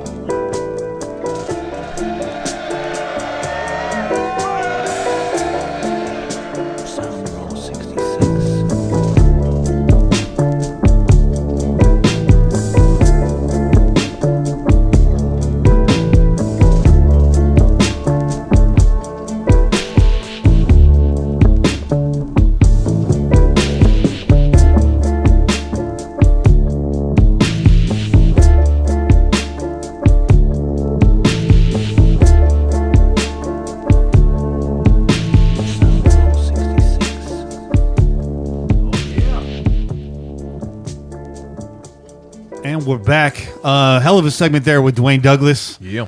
Again, newest member of the CNPN. Make sure you check them out. Put On Waivers Podcast.com. Currently on iTunes, on a few other providers as well. We're going to try to get him up and running all over the place. But look around. You can always find him on the website for sure. If you got an iPhone, real easy. Apple Podcasts or iTunes is your ticket. I teased this right before the break. We're going to get into some more Raiders football, but I took the lady out to eat on Friday. And we went to Fogo de Chao, which is an all-you-can-eat Brazilian steakhouse. Yeah. It was very good. It was very good. After I left the restaurant, we were walking down the street. It was very cold outside. And I hear somebody call behind me and say, "Hey!" So I turn around and see this dude. I thought maybe he's homeless. No, he wasn't homeless. It was Santana Row. He just had that hipster homeless facial hair going on. And I turned around, mind my own business, kept walking forward, and he kind of trots up next to us. He's like, "I just got rejected by a girl that I'm actually prettier than." And I said, "Well, maybe looks aren't everything." And he's like, "Well, no, you don't understand. Like, I'm actually way better looking than this girl." And I said, "You know what? Maybe you're just an asshole." Or maybe that's your problem, dog. So he looked at me and he was like, "Did this guy just say that?" And my lady's like, "Babe," I'm like, "Just take some time to think about what I just said." Let that sink in. And he kind of kept talking. Then he stopped himself and he looked at me and said, "You know what? Maybe you're right." If you coming over here, you talking to a stranger, talking about how much prettier you are than a girl that you were trying to pick up on. How'd you come off to that girl, dog? First of all, that's how were you whack talking as to that fuck. girl? I want to hear how you were talking to that girl, right? You're like, "Hey, this is gonna be the best of your life because I'm here now." Sound like Fuck an outta here, arrogant dog. prick to me. Yeah. He was an asshole.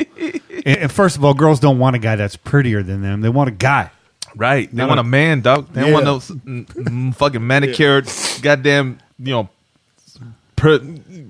certified Jake can't eyebrows even and get shit. it out of his mouth. Come on, man. And why would you want a woman that you prettier than anyway? You know what I'm saying? I mean, That's a good fucking point. who uses that term? Describe it. What man? I'm prettier. I'm sorry. than you. What man uses that term when he? I describes mean, himself? well, He hold look in on, the hold mirror and go, on. I'm a pretty motherfucker. Hold I on, guess hold you on, could though. say that, but Hold on, though. Hold on. Because didn't Muhammad Ali used to say he was pretty? I'm a bad man. Did he used to say I'm pretty? That's one man I'm not going to argue with. I know, yeah, that motherfucker kill you. I'm just saying. And I think Back he in the meant. day. I think he meant the way he move and the way he slide on that. On That's that, true. That's true. That's a pretty thing to watch right there, and I will agree with that. But you know what, Duke? Whoever you are out there, dog, you ain't that pretty. I thought you was homeless. So you ugly and you're an asshole. And your fucking sense of style's all fucked up. And you arrogant. And you left the bar with the cocktail glass in your hand. That's a dick move. Just keep it stepping. Next time you see me, don't talk to me. I got a woman. Don't talk to me. I got a man. What your man got to do with me? His feelings was that hurt that he had to go tell somebody else. Yes. So, ladies, if you see this man on the street, reject him. Yeah. And guys, make him question himself again. Guys, just once in your life, because I see a lot of guys going real fatal. Go ahead and reject a woman that's prettier than you. Once. It feels good. It feels good. It's empowering. Yeah. But I got a lady, and she's way prettier than I am. And I'm grateful for that. As do I. I was walking around doing the Thank God exact for that. opposite. I was like, she did not reject me. And Shay was like, I don't know. Maybe you're just a funny guy. I was like, maybe you're right. Bro, I didn't. Oh, come on, man. I wouldn't do you like that, dog. I would say like, that's why you goofy as shit. That's why she like you so much. I am goofy, but looks aren't everything. But let's keep moving. Let's get back into some Raiders talk here. So normally this is the point of the show where we do Cain's Corner, but Cain's actually in-house with us this week. So it's time to start talking draft, guys. Let's talk about it. So we're going to give you our first rounders. Got 3 picks in the first round. Rule for this week is there's no trades. There's no trade backs. Okay. We're picking right where we sit. No tradesies. First of all, some of you guys might disagree, but let's be honest. Everyone is typically wrong, right? Nobody picks every pick. So before you come at me, just think about the fact that you're wrong. Right. Maybe you wrong. Maybe we're all wrong. Maybe ain't nobody right in this motherfucking world.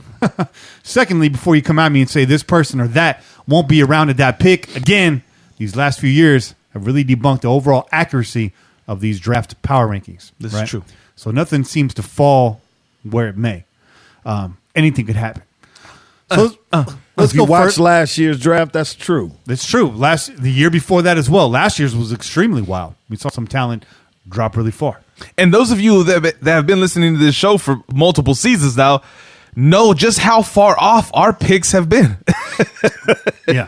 Way off. So we can't tell the future, yo. No. We're just going to give you what we think should happen. I think I've gotten 2 draft picks right in the history of me picking drafts. Yeah. And that's not a good record, but it's better than Mel Kiper.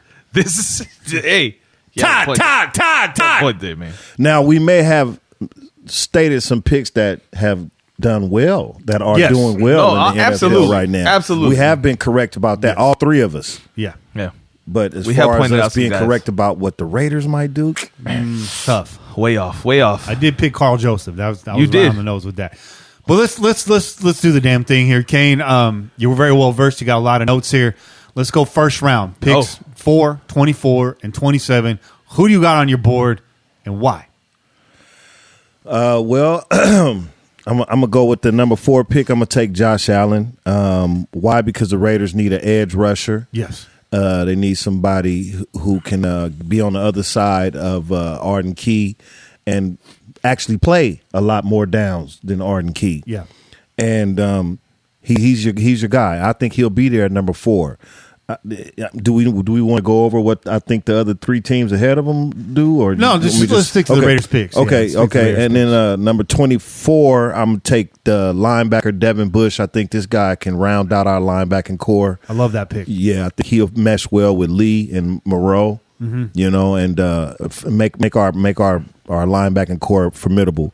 And as far as number 27, I think we go with Noah Fant, tight end. I don't think we're going to keep Jared Cook. I don't think we're going to re-sign Jared Cook, or all rumors lead to us saying that we probably won't bring this guy back. Yeah. Noah Fant is a better version of Jared Cook because he can actually block. So, you know, and he's a big guy, big body, big target. Jon Gruden likes players like that. Yeah. He runs a 4.55 in the 40, so he's pretty fast for a tight end. You know, so I think Noah Fant. Good route runner. Not my number 1 tight end pick, but I think a realistic pick because the guy that I want likely won't be there. I would not be mad if the Raiders pick Noah Fant. So good round right there, Cain. I like that. I like that a lot. Che, let's go over to you, man. Who do you got in the first round in 2019 NFL draft for the Oakland Raiders? All right. So, I mean, I'm trying to keep things different from you. I like some of the. I like what you guys have to say too. Obviously, we discussed some of the picks before this, but I want to try to throw out some names that maybe you guys ain't touching on, right? Yeah. So, with number 4, if we're going number 4, we don't trade back, right? I'm gonna go ahead and take Quinton Williams. Okay. Okay. He's arguably the best inside defensive lineman, right? A lot of people have him the best defensive lineman overall, even including edge rushers. Causes havoc. Right. And I mean, we drafted 2 young guys last season, and we were very high on them, right? We got Hurst and we got PJ Hall. We feel good about these guys, but we also know that the inside rush it needs a solid rotation, right? And so that's the missing piece for the inside of our defensive line. We don't have a solid rotation, and we have guys that have been there, but they get injured. Fill in guys. Yeah, and so it's inconsistent. So if we can get another young guy with a high motor to rotate in, maybe he's not every down. I mean, Quinton Williams, you take him number 4, you're probably going to play him the majority of the time, right? You put him right next to Hurst. I could see big things happening, man. And then you're talking about those missed sacks. Guys in the chat have been talking about those missed sacks by Key. Yeah. Maybe those ain't missed sacks no more, right? Yeah. You got that pressure coming up the middle. There's nowhere to go, right? And that outside rush can get to them. So I think that's a way to go for us. Okay. Okay. And then at 24, I mean, there's a variety of guys out there. I like Hawkinson. TJ Hawkinson. I'm not gonna lie. I like Hawkinson.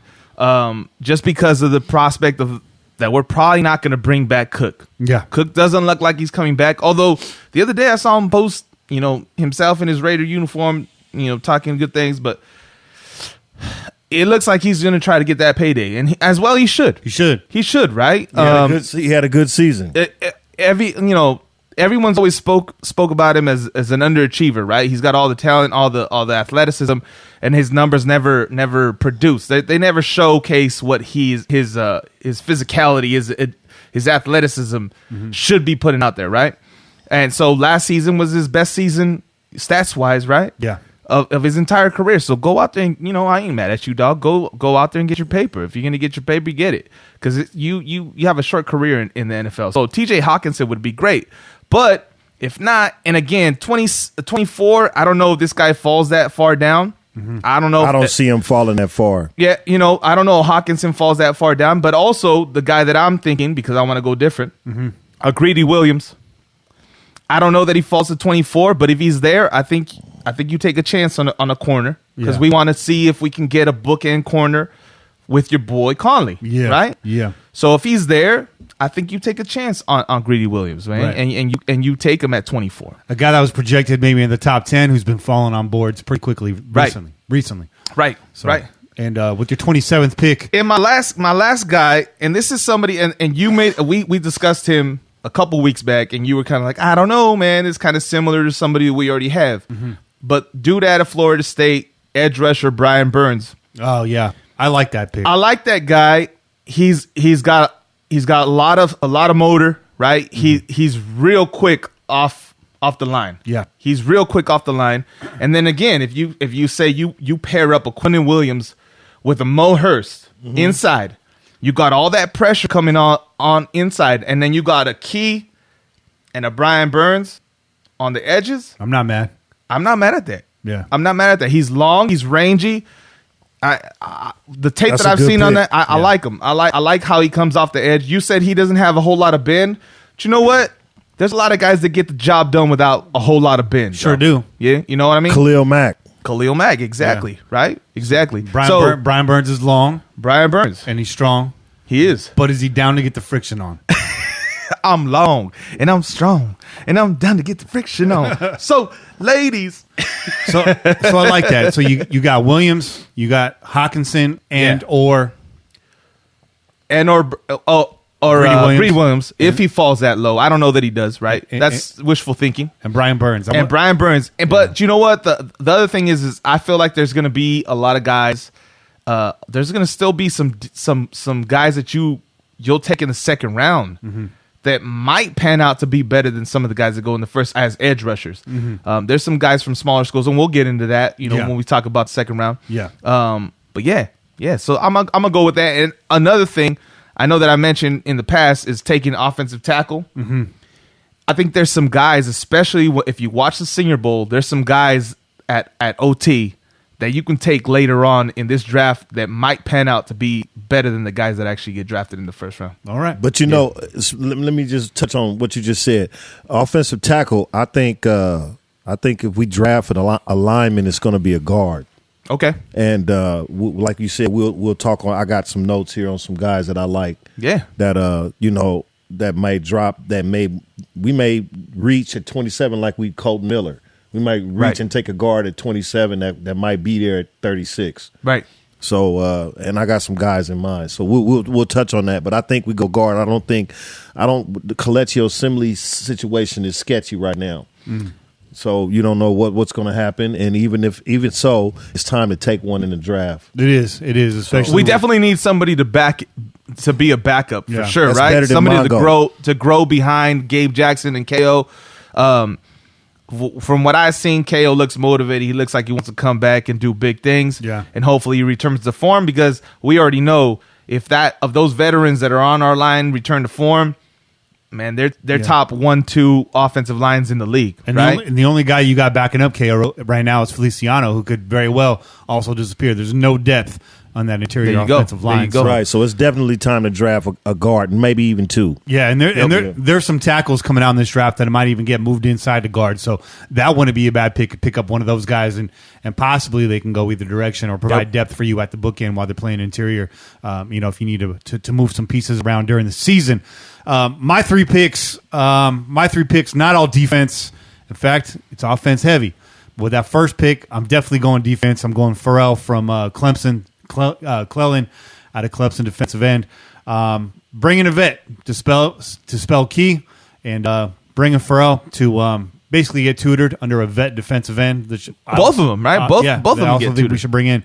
Down at 24, you kind of already touched on it, Che. If he's there, get TJ Hawkinson if he's there. I know a lot of people saying he's not going to be there, but there's a lot of talent at the top of this draft that could push picks down. You might be surprised at who falls. We were last year. Just go look at San Diego. Look who they got late, right? Look at who they got late. You're shocked. People are mad that we passed. Yeah. So I'm still mad about that. Still mad. So it could happen. And with my third pick, number 27, I'm going to go tackle. I'm going to reach a little bit there. I'm going to get Jonah Williams out of Alabama. I'm not sold on Brandon Parker. I think Miller, like Dwayne said earlier, I think Miller shows that he can become a starting tackle in the NFL and produce. Brandon Parker, I'm not so sure about. So I get Jonah Williams right there. Cut bait on Parker as a starter. Groom him. Plug him in as depth. But get Jonah in there as a day one starter. Played left tackle at Alabama. He's training at right tackle in the NFL. Got a reputation for being a smart blocker. That's the thing on this guy. His reputation as being a cerebral player and having a line already that's got some smarts there. You got Rodney Hudson, smartest guy in the NFL, they say. Mm-hmm. You got KO. You got Gabe Jackson that plays with a good head on his shoulders. And you got Colton Miller who's learning and he's learning fast. So plug in a guy like Jonah Williams, get a lot of brains on that offensive line. I think that can help us out, especially in a system as complex as Jon Gruden's. Derek Carr's proficiency is changing up plays at the line. We'll see more and more of that as we move forward. We need a guy that can handle all those changes at the line. And I think Jonah Williams could be that dude. Yeah. Now, I'm not locked into these picks, and none of us here on this panel are locked into any of these picks. There's a lot of talent I get in the first and second round. If it doesn't shake out this way, it doesn't mean I'm going to be mad at it. There's a lot of talent we could walk away with. But I like Jonah Williams' strength, the athleticism, and the flexibility that's coveted in Tom Cable's zone system. You got to be able to move on your feet and think on your feet, and I like Williams in that position. So that's we could easily give you 3 more picks. Yeah. Each of us could pick 3 more players to go in the first round. Great point. And the thing is, the reason why we decided to say that if the Raiders stand packed, right? If they keep 4, 24, and 27, there's a lot of shit that can happen. The Raiders can trade back, but the Raiders ain't the only team that can trade back. There's other teams that can trade back, right? You got San Francisco. They might not want to fucking take number 2, right? They might trade back. And if one of those teams jumps ahead of us, say a Jacksonville, a New York, they're probably going to be looking for a quarterback. Miami. And that fucking shakes up the entire draft, right? So if that happens, you're looking at a completely new set of fucking players that you might be taking because the whole front of the draft is different than you expected it to be. One trade can change the whole complexity of the first 6, 7 picks. That's right. If, say, for instance, the Giants trade up with the Raiders, or Jacksonville trades up, or we trade back, or if the Niners trade out, somebody said the Niners might trade out of the number 2 pick. Yeah. Anything can happen. Yeah. So like you said, we're not stuck on these 3 picks. I can give you 3 more picks right now. There you go. Ask me again next week. It could all change. And free agency is going to fuck shit up too, right? Yeah, it is. And we'll revisit this discussion after free agency. We'll probably get into the second round next week. But free agency is looming, March 10th, I believe it is. So big things are going to start happening out there in the NFL. Just keep watching. That's the future. Let's talk a little bit about the past. Last week, we had you guys call in with your all-time wide receiver grouping, and we gave you guys ours. Now it's time to shift gears. We're going to go all-time Raiders secondary. There you go. That's a good conversation to have right now. So I'm going to defer to the elder statesman of the crew, the guy that's been around to see them all play, and that's Raider Cain. Who's your all-time Raider secondary? I need a CB1, a CB2, a CB3, and both safeties. My CB1 is Lester Hayes. My CB2 is Mike Haynes. Let me scratch that. My CB1 is Charles Woodson. Okay. My CB2 is Lester Hayes, and my CB3 is Mike Haynes. Yeah, nice. Yeah. And who do you got at the safety spot? Van McElroy and Jack Tatum. Yeah. 2 big hitters back there. Yeah. Devastating. Talk to us about Van McElroy, because we were discussing this off air. What is it about Van McElroy that made you put him there? He was a big hitting safety. Yeah. Speed. One of Al Davis guy. There you go. Fast, big guy, big hitter. He wasn't no superstar, but he was somebody you knew that was back there. Right. You know, and he stood out on the field. He stood out on the field. You knew he was back there. He was an LA Raider. Somebody you should know about if you watched the LA Raiders. Right. Yeah. Right. There you go. Since we're going in order of age, I'll go next. There you go. I'll go next. There you go. I got I'm Charles. the young one. You the young buck. I'm the young buck. Young blood. CB1, I got C. Wood as well. CB2, I'm going to put Willie Brown in there.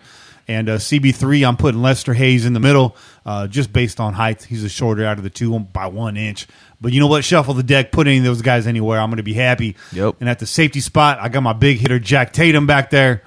And in the other safety position, I got your boy, George Atkinson. There you go. Why? Interceptions don't lie. Why? I got a ball hawk. Why? And I got a hitter. Yeah. Hitters. There you go.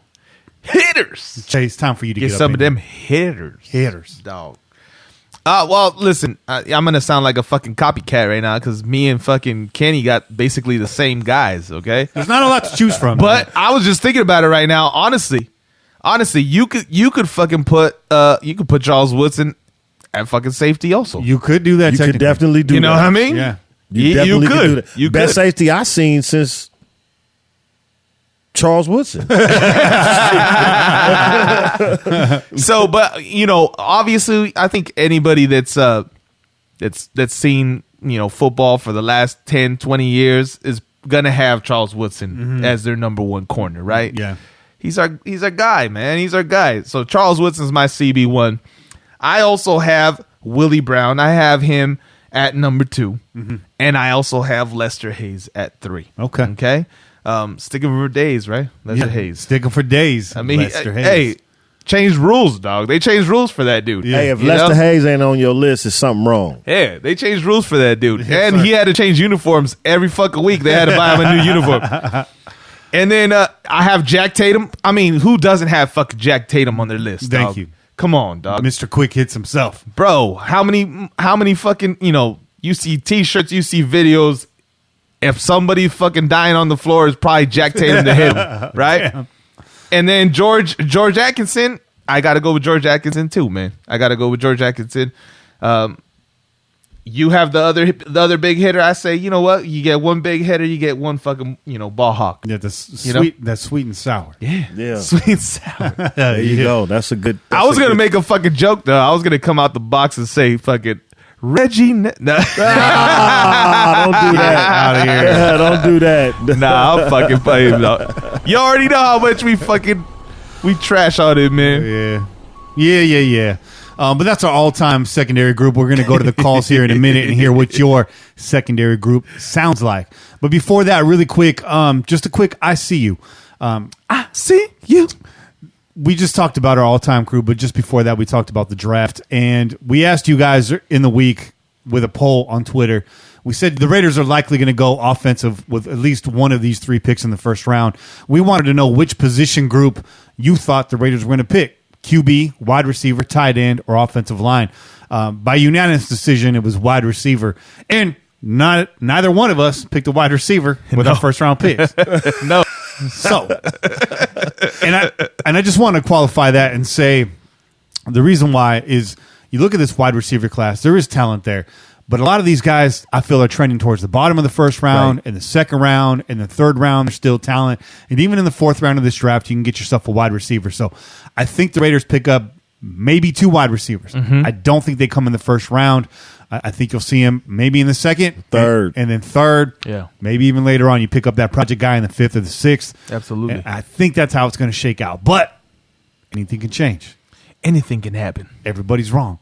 And by the way, Watts Raider said I got lucky with the Carl Joseph pick. No, I felt it in my bones. I knew he was a reach at that number, but looking at his tape, watching the way he hit, knowing that we needed a safety, for me, I didn't throw a dart at the board. I just knew it was going to be Carl Joseph. I was actually not going to lie, Watts. I was shocked when they took him there because he was a reach at that spot, but he's our guy now. Yeah. KJ, 42.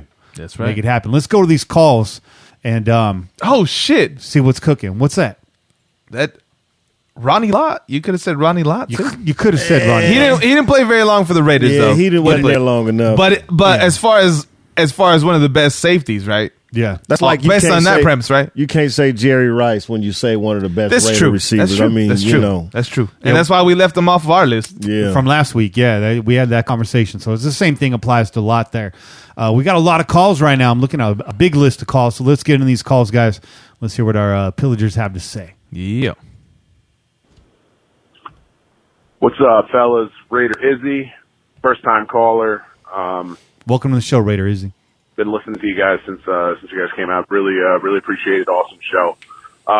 Thinking about the draft, like everybody's saying, everybody's kind of thinking about it, but I wanted to throw this out there, a little thought here. Jacksonville's going to be wanting to potentially skip the Giants for the QBs coming out in this draft. What do you do if Jacksonville says, you take our spot? I think they're at 7. No, they're at 9. My bad. They're at 9. You take our 9, we take your 4, and we give you Jalen Ramsey. What are your thoughts on that?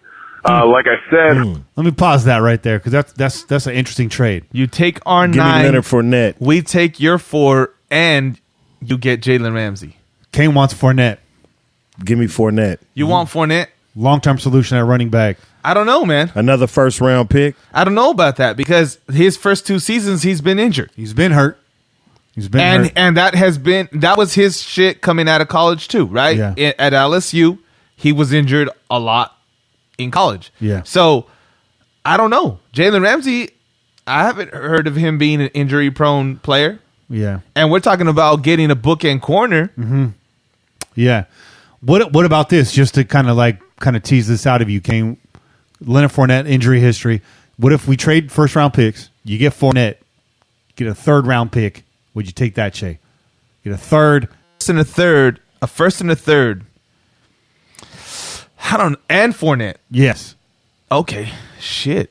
So we swapping Shit. picks and Fournette? Yeah. You That's get a slam dunk. You swap 9 for 4. You get Fournette and a 3rd. How bad do they want it? How do you want it? But How does Hey, I honestly think Jacksonville is like, look, sometimes a player can get a fresh start, Yeah. fresh scenery You're right. can help even with injuries. You're right. You're right. Rekindle a person's career. And I think Jacksonville is at the point where they're saying, you've given us 2 injury-riddled seasons, and we can trade you. okay. Now, that honestly that would be fucking hard to turn down. What you're talking about, Yeah.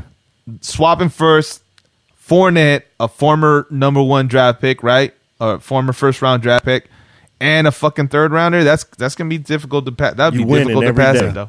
But to address your question, the way it's poised, I would trade out of that 4th spot. I think again, there's a lot of talent you can get right there at 9, and kind of put you in a better spot to not have to reach for somebody. I'd take Jalen Ramsey. I'd take that trade, Raider Izzy. I would. Let's hear the rest of your call. awesome show. Love the free agency stuff. Got a question though. You guys keep mentioning and Ndamukong Suh. Is there a joke here I'm missing, or what's going on? I'm hoping I'm missing a joke there. It's I don't want to sign the guy either, but come on, man, it's Sue. Come on, fellas. But yeah, like I said, awesome show. Really appreciate it. Give me your thoughts though. Thought Ramsey could really kind of shore up our cornerback situation. Do have a little bit of money to spend. He is looking for a contract, but again, kind of just a thought here. All right, talk to you guys soon. Keep it up. Later. Yeah, great call, Raiders. Make sure you call back. You got a nice voice for radio. Yeah. Hey, and by the way, nice.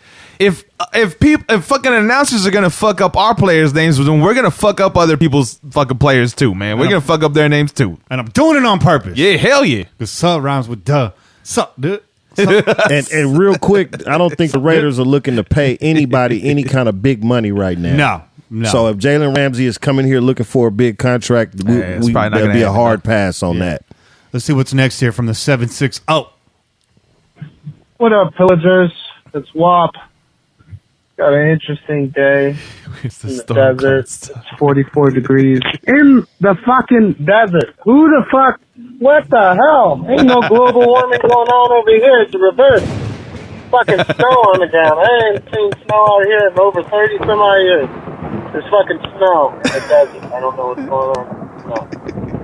But on to some Raider news. Hot take here. I don't want Le'Veon Bell on the team. I think that's a heavy price tag to pay for someone that sit on his ass for a fucking year. I don't want to see them do that. If Lynch wants to come back, take him. If he don't, try to see if you can get C.J. Anderson or another running back. I just don't want a fancy name on that. I just don't think it's going to pan out.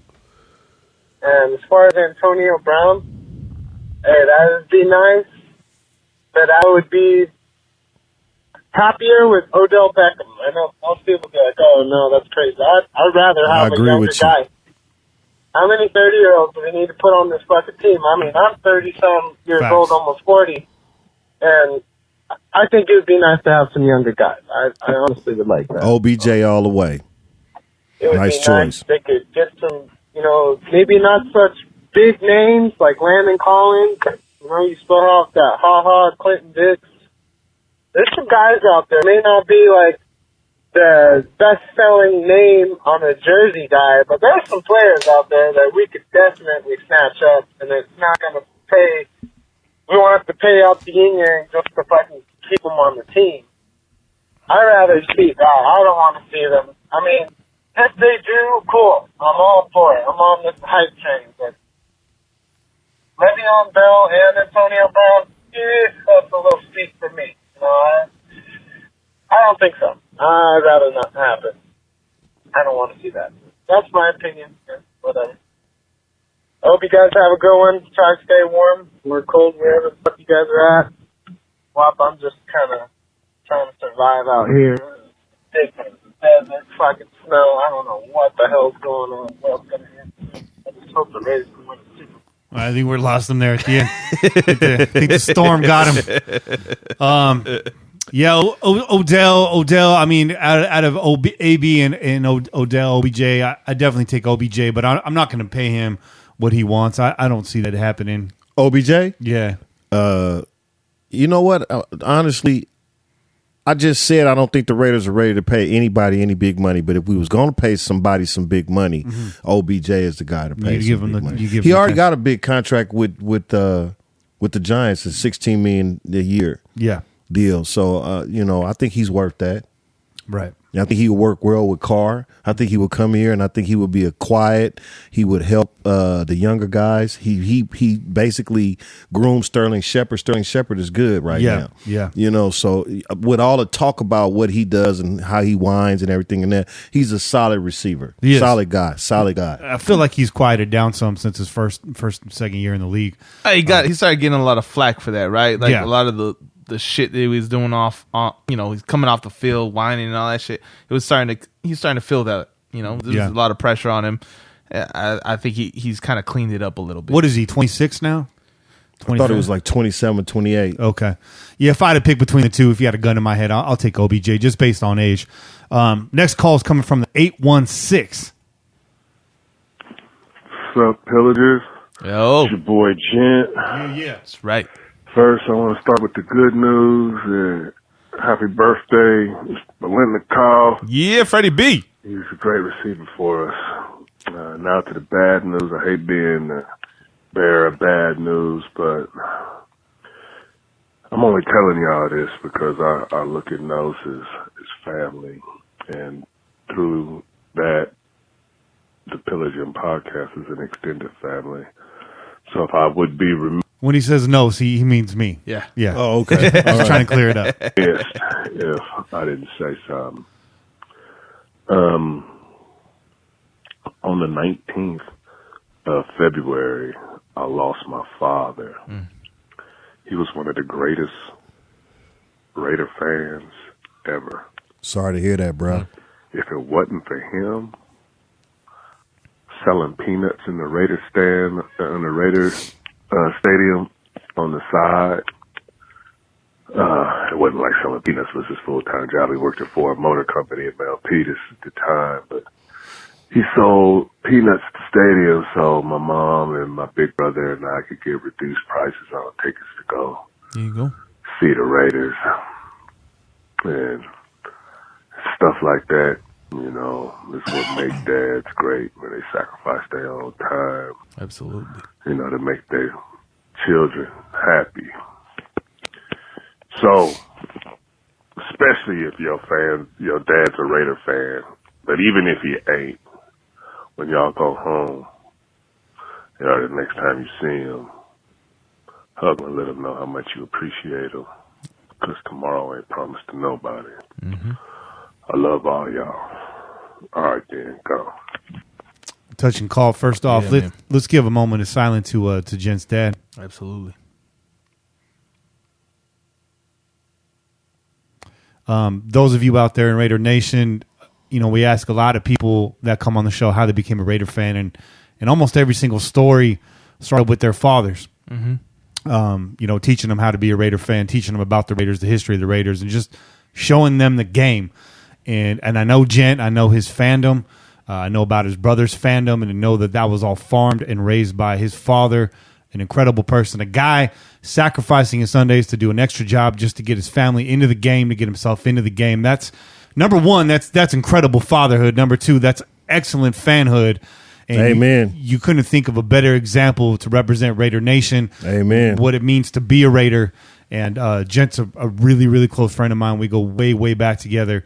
And so my respects to you and your family, Gent. I appreciate you calling in and sharing that with our family on the show. And my heart goes out to you, brother. I'm right here, a phone call away. We do talk on the phone. I appreciate you, brother. I appreciate everything that you've done for me and for us.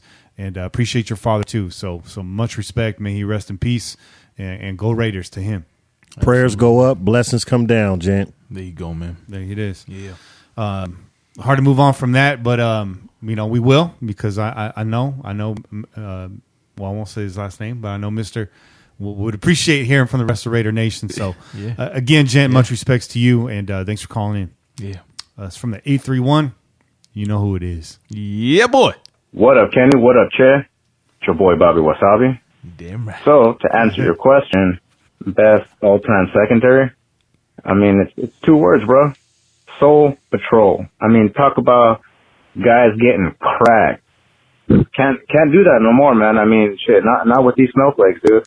I mean, cats would be complaining. You could do it in the AAF. Oh, no shit, right? You can do it there. They're laying some hits. You're talking about hits that were damn near illegal. Well, illegal nowadays, at least, but damn near illegal back in that day. I mean, people was scared of the Soul Patrol. Was it R. Modell that tried to sue the Oakland Raiders? R. Modell and Lynn Swan. Yep. Fuck those guys. So that's my all-time secondary right there with a little honorable mention to Mr. Nnamdi Asomugha. Oh, there you cool go. cat right there. Yeah. Obviously, Let's he see. wasn't Another thing as well that I wanted to bring. He was what? Obviously, he didn't watch Lester Hayes or Mike Haynes play. It's a young buck, man. Yeah, these Obviously young buck. youngsters, man, they killing me. Hey, he mentioned the Soul Patrol. He said Soul Patrol, though, dog. You got to give him that one, though. Yeah, he did say Soul Patrol. Did he That's not? He didn't guys say Woodson. is what is going on with the running back situation. I mean, seriously, what the F, bro? Like, first, you're hearing about Chris Warren III clocking in at 270. The third, as we'll call him from now on the show, the third. Don't trip out on that. Chris Warren's bulking up to cut down in the offseason. I don't think this should be an alarming thing. Le'Veon Bell's bulked up too. Of course, he was off, but I think this is Warren bulking up, to cut down, add some muscle. Don't be too worried about that. And the third stands for the third taco truck you ran through. Facts. Yes, sir. Now you got Bell supposedly, weighing something like 300. Well, not really 300 pounds. It's like 260, but 260, 300. It's a slippery slope, man. I mean, what's gonna happen? I mean, like who's gonna be next? CJ Anderson. I mean, it's gonna be like a TMZ thing, like This just in. CJ Anderson was seen at the local Tacos Amequa, looking like William Perry. #Choriqueso. Seriously, man, these guys are getting savage, man, with the food. But hey, whatever, man. They athletes, man. Hopefully it's muscle, There you go. One last thing I wanted to bring up was the PJ4F app again. I mean, I'm gonna bring it up again and again because it's damn hilarious. You just seeing the nostalgia and hearing some of the stories that you got, Kenny. I mean, damn, dude, that Monterey story where you just kind of entered the vehicle mid-sesh and just was like, hey, what's shaking? It's Kenny Stapler right here. So what Bobby's talking about is he recently downloaded the Pillaging app. Make sure you download the app for iOS or Android. Yep. It's got all of our shows on there. What Bobby did, he went back to episode number 1. He's been listening his way up the ranks and catching a lot of the older stories. So there was a time, I'll reset this real quick. There was a time I was meeting up with some friends in Monterey, and I could have sworn that they had just pulled up. Dude driving the car looked just like my homeboy Step. Right. I remember this. So I just jumped up in the vehicle. And I was all, what's up, guys? When I looked up, I realized I have no fucking clue who these two people are. And they had no idea who I was. And we sparked up the session. There you go. Real proper. There you go. Real quick. We didn't miss a beat. And you know what? I made 2 friends that day. Goddamn right. Pick up the fire. Bam. Yeah, I mean, that. dude, that's some balls right there, dude. That's sticking the landing right there and just going through, dude. That was awesome right there. All right, fellas, I'm going to get up out of here. I'm going to go finish trimming. Peace. Peace out, Bobby. Peace out, Bob. And make sure you tune into the Crow's Nest podcast for more stories just like that one. Yeah. A little deeper. A little deeper than that.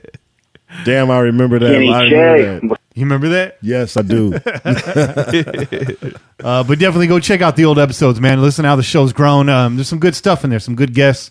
And yes, we're working on some more guests here for the off season. Kenny Che, what's up, Pillagers? This is Pete. What's up, Pete? How's it going? I got a little ranting to do this week, man. Yeah, Unrelated to complete Raider topics. So as I've stated before, I live in the Pacific Northwest, all right?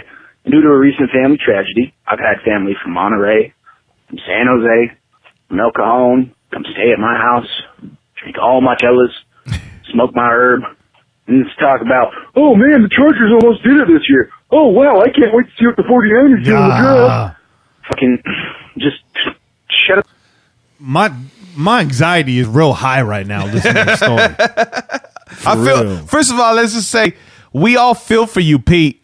We all feel for you with that shit, man. So you in charge of terror? He said El Cajon. He in charge of terror? No, he's talking about the people that came to visit him. He's in the Northwest. Okay, so he's up in the Northwest, and his family is dispersed throughout Monterey. Oh, okay. And fucking El Cajon. And I used to live right next to El Cajon. That's in San Diego, for those of you that don't know. I used to live right next to El Cajon. So, yeah, they're going to come over and they're going to say some stupid shit like that. Chargers. They're not even in the fucking San Diego no more. What are you talking about? The Chargers, man. Tell them to get a goddamn hotel, Pete. Get out, man. Shut up and be sad, man. Get out of here. Being a Raiders fan is a year-long ordeal. I'll tell you that. Anyways, fellas, with the mock draft stuff out right now, I'm dying on my shield. I'm going out on my shield saying that we need to draft in doubles for those first 4 picks. And last week we talked about tight end there. I'm of the opinion we need 2 wide receivers in the first round. I'm of the opinion we either need 2 linebackers or we need 2 defensive ends. And another thing, people are asking, oh, should we spend the money on C.J. Mosley instead of an edge rusher? You're goddamn right we should spend the money on C.J. Mosley. We need a linebacker more than we can breathe, man. Come on now. Anyways, hope it's good. Happy Sunday. Peace. Yeah. Peace out, Pete. Yeah. Solid call. Great That was call. solid, dog. Solid. 435 right here. 435. What's up? Kenny, Che, Raideroo. So my yeah, DB, what up, Roo? cornerback 1, I'm going to go with Willie Brown. 2, Mike Haynes. 3, Lester Hayes. Then my Solid. safeties, maybe I'm cheating a little bit, but that's okay. I'm a Raider. You ain't cheating. You ain't trying. I'm going to be interchangeable. Hold on a second. Raider Rule, our reigning trivia champion, Yeah. just said if you ain't cheating, you ain't trying. You ain't trying. That's an old adage. I'm going to be testing for performance enhancing drugs. Raider Rule will be sending a cup to your house this week. By the way, while we're in the middle of this call, give it up to Raider Rule. He's not only the trivia champion, a tailgate MVP, but also last week's winner of the hashtag challenge. Yeah. Yep. There you go. And getting a shirt that felonious. That Felonious felonious fan shirt from Oh. DC40 Custom Tees. Go there. Buy yourself one. That's right. Or come on here, maybe win one someday. There you go. As not so much free safety, strong safety, but that's where I'm going to get Charles Woodson in, along with Jack Tatum. Also want to give a little shout-out, honorable mention to Terry McDaniel at cornerback. okay. I know you said 3, but he's just my honorable mention because he was my first favorite cornerback for the Raiders. I started watching the team in 1988. He was part of that 1988 draft class. He was my first favorite one. I always enjoyed watching him play, but I couldn't leave off the others for him. So I know Charles Woodson played cornerback also, but he played safety for us at the end. That's why I included him there. I hope that works, and if not, it works for me. All right, guys, thanks. Go Raiders. That's all that matters, Rue, as long as it makes you happy. That's it, man. Hey, no, Terry McDaniel for sure though. He was one of the best. You gotta include Terry McDaniel, man. You can easily there's a really good group of cornerbacks that's played for the Raiders. Yeah. That you can skip Thomas. I mean, Yeah. you can go a lot of ways, you know. Al Davis was big on corners. Let's call him Dr. Death. Let's take his name back because please. There's a certain former fan, now super troll on Twitter, still using Dr. Death's name, still with Raiders gear in his avatar, talking mad shit about this team. Take that shit down. Change your goddamn clothes, Ray. Yeah, it's an bro. embarrassment. We had you on the show when we first got started, and 10 minutes after you got off the air, you started acting like a goddamn fool. Sorry, gotta revoke your Raiders card. Take it down. Ain't nobody authorized that. Give it back. Take this man out of the Fan Hall of Fame, too. That's my 2 cents. Let's go to the 808. We got Sean, also a member of the CNPN, coming with his own segment on the show shortly, by the way. Yeah, boy. So, Sean, let's see what he had to say.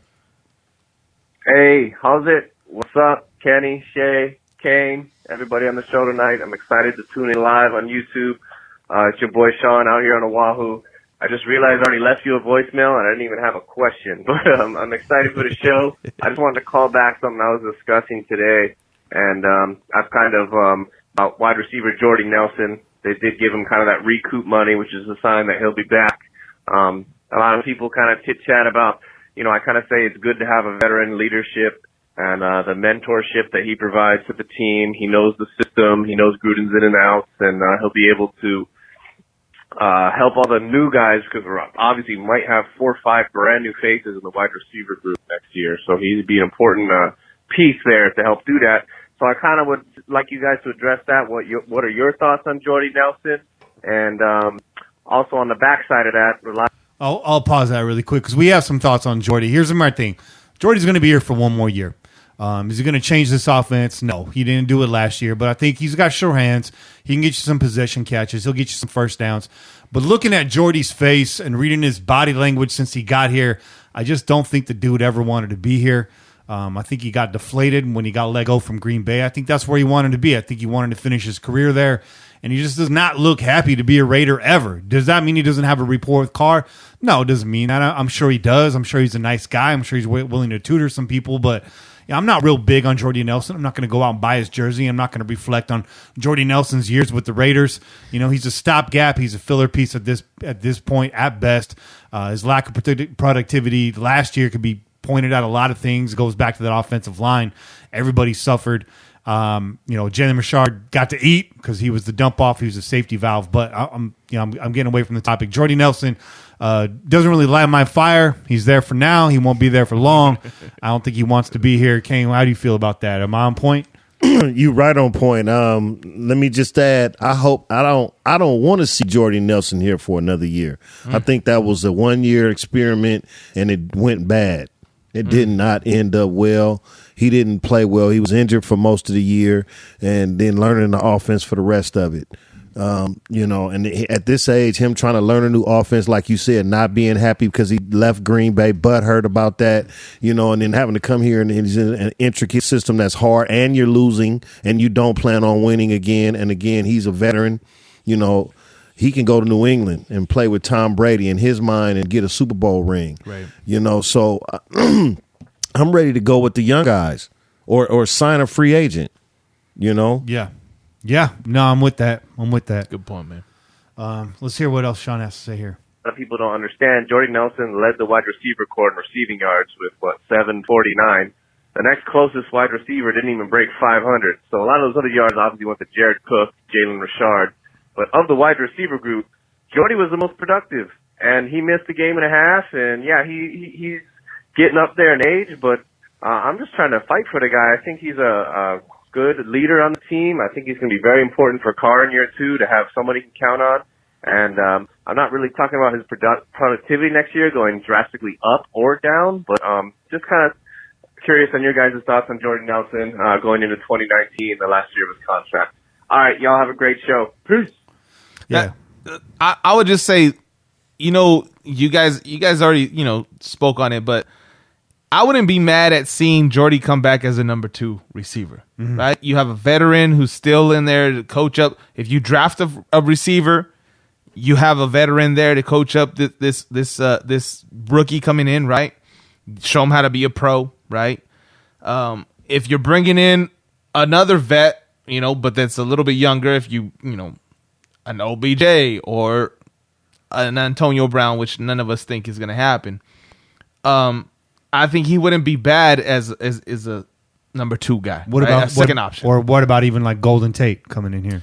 I mean, Golden Tate would be okay, but I mean, he's been injury prone. Yes, very injury prone the last few seasons, last couple seasons. I mean, when he's on the field, he could be outright stud, right? Yeah. But that's the problem when he's on the field. How often is he on the field? It's the same thing with a Deshaun, Jackson. Yeah, exactly. Deshaun Jackson, when he goes to Tampa Bay, he's supposed to be number 2 guy, and he's out half the season too because he's missing games, he's injured. All those guys, they can be very explosive, very productive, but the question is, are they going to be there all the time? And you need somebody that's going to be on the field at all times, man. If you're going to have him at number 2, you want him on the field every game. Yeah. I feel like anybody that you bring in like that, you don't need Jordy Nelson. If you do, right? Because now you eating up 2 roster spots that you could have young developing guys that's actually can take the top off of defense. Yeah. I mean, or make some plays where with their feet, some speed. You know. But that's what we're talking about. How free agency can totally dismantle the draft, right? Mm-hmm. The draft can be set up to go a certain way right now. Maybe there is fucking 2 wide receivers going like, who was the caller that said that I want to see doubles in the first round, double wide receivers, double defensive ends or whatever. If you take a wide receiver, a highly touted and probably going to get a lot of money in the free agency wide receiver, you're probably not going to draft a wide receiver. Yeah, I don't know that you draft a wide receiver, or you draft him really, really late. Yeah. Then he's a project guy. You don't expect him to be your number 1, number 2, or even your number 3 guy. Yeah. You're probably going to see if he can steal the 4th spot and actually be on the field on Sundays, right? And not just stuck on the practice squad. But when you look at the, if I'm Jon Gruden and I'm looking at my wide receiver core, I say I don't have nobody. Right. Yeah. At this point, I don't have anybody. Well, he's big on Seth. He's big on Seth. He's really big on Seth for all the intangibles, right? Not necessarily because he's the greatest receiver on the team. Because he works. But he's a worker, right? He works. He's a worker. He's big on Seth where Seth's at right now. Seth ain't ever moving up from that third spot. He's never going to be a number 2. And to your point, Cain, just to kind of back you up, Jon Gruden said it himself. This is a team that's in transition. So why take up a number 1 and a number 2 spot with veterans when you can get somebody in there to develop during this transition phase? It's true. Exactly. So my point is, okay, you cannot have a free agent and Jordy Nelson. You either going to have one or the other. Mm-hmm. So in my opinion, like I said earlier, go with the free agent or the trade for OBJ or something like that. And can you guys remind me what Jordy's contract was when he signed with the Raiders? Is it 2 years? 2-year deal, yeah. So would we be eating money if we let him go? I'd have to look that up. I believe like 7-8 million. Yeah. Okay. There you go. Sounds about right. So next call is from the 831. It's Bobby Wasabi chiming back in tonight. Let's hear what he had to say, though. Yeah, Bobby. What up, Kenny? What up, Trey? What up, Cain? I didn't know you was going to be in the house, brother, or else I would have mentioned it to you earlier. I also want to give you guys a very, very big thank you from the bottom of my heart for your guys' support, appreciation, love, everything, man. It's awesome what you guys be doing. You're awesome. Guys, the Ladies of Darkness, the whole Crow's Nest podcast crew, all them folks is awesome peoples. I love, like I said, the support. And all the positive energy that came out from your guys' camp. One thing that we was going to try to do is real quick before I'm going to cut him off right there. When we first met Bobby Wasabi, the dude could barely get a word out of his mouth. He was nervous. He seemed starstruck, and it was like real quick, dude. We're just regular people. Yeah, we're regular ass dudes, Bobby. Why don't you go in the cooler, get yourself a beer, and calm the fuck down? There you go. And then we're going to come over and we're going to chill. And since then, Bobby's been a regular at a tailgate. He's been in my house. Yep. He took a shit in my bathroom. And now he's launching his own podcast. So when we say the Pillaging family, these pillagers are real family. Fuck yeah. It's real family. That's right, man. So we were going to try to call up as a wolf pack and try to give a what's up, but we couldn't get this conference call thing going because, you know, our boy over from the north, you know, he's Canadian, and I think the FBI was onto us already from our earlier conversation. But we were going to ask you guys a question as a group, but I believe I'll just use this dirty sack of socks right here. He'll be my Monster Mash Ken. And our question is, as far as Brandon Parker and Gabe Jackson bunking together, do you think it's like a Step Brothers thing? Do you think they like, you know, stack the beds up on top of each other like bunk beds and make all that room for like dancing and sports and activities? I don't know. My boy Raider VC might call later on to ask you guys a question. All right. You guys take care. Thank you guys for all that you do. And once again, thank you guys for the support. That's a Bobby valid, out. That's a valid question, Bobby. I don't know how to answer it. I think they're definitely jazzercising, and maybe they're pulling out the fucking the night vision goggles. Possibly doing karate in the garage. But I got a question for you, Bobby. Do you like guacamole? You know what they doing? They eat. What's up? Yeah, they're eating. Here, let's go to the 306. They eat big. They're barbecuing right now. Yeah, boy. What's up? It's Raider fellas for all your support. It means a lot coming from the best in the biz, in my opinion. So cheers to you, Kenny. Cheers to you, Shit. And cheers to you, Cain. My question for you, the three of you guys tonight is, since Brandon Parker and Gabe Jackson have moved in together now, we're going to take a snippet from the Step Brothers movie. Who do y'all think would be Dragon, and who do y'all think would be Nighthawk? And do you guys think that they'll be doing Kung Fu together in the garage? Absolutely. So Raider VC, another member of the Wolfpack, came in. Same question as Bobby, phrased a little bit differently. But let's get right to the heart of that question. Who's Dragon, Che? And listen, let's clarify. Dragon is John C. Reilly, okay? And Nighthawk is fucking Will Ferrell. And who's moving into whose house? And so your boy Nighthawk is moving into Dragon's house, okay? Okay. So there's the answer. There's the answer, right? If your boy Brandon Parker's moving in to fucking Gabe Jackson's house, Gabe Jackson's the motherfucking dragon. He's Will Ferrell. He's the last dragon, as a matter of fact. He's Bruce Leroy up in this bitch. Yeah. He's the last dragon, and your boy Brandon Parker is Nighthawk. Well, if he's the last dragon, I need to see the glow this season. I need to see when that. you got the glow. Last caller here. It's from Parts Unknown. From Parts Unknown, it says. Oh yeah, it's a very short it's message. The warrior. It must be the warrior. Oh, it must be somebody talking shit. Hey, I just wanted to say keep up the great work, and just wanted to send a positive message.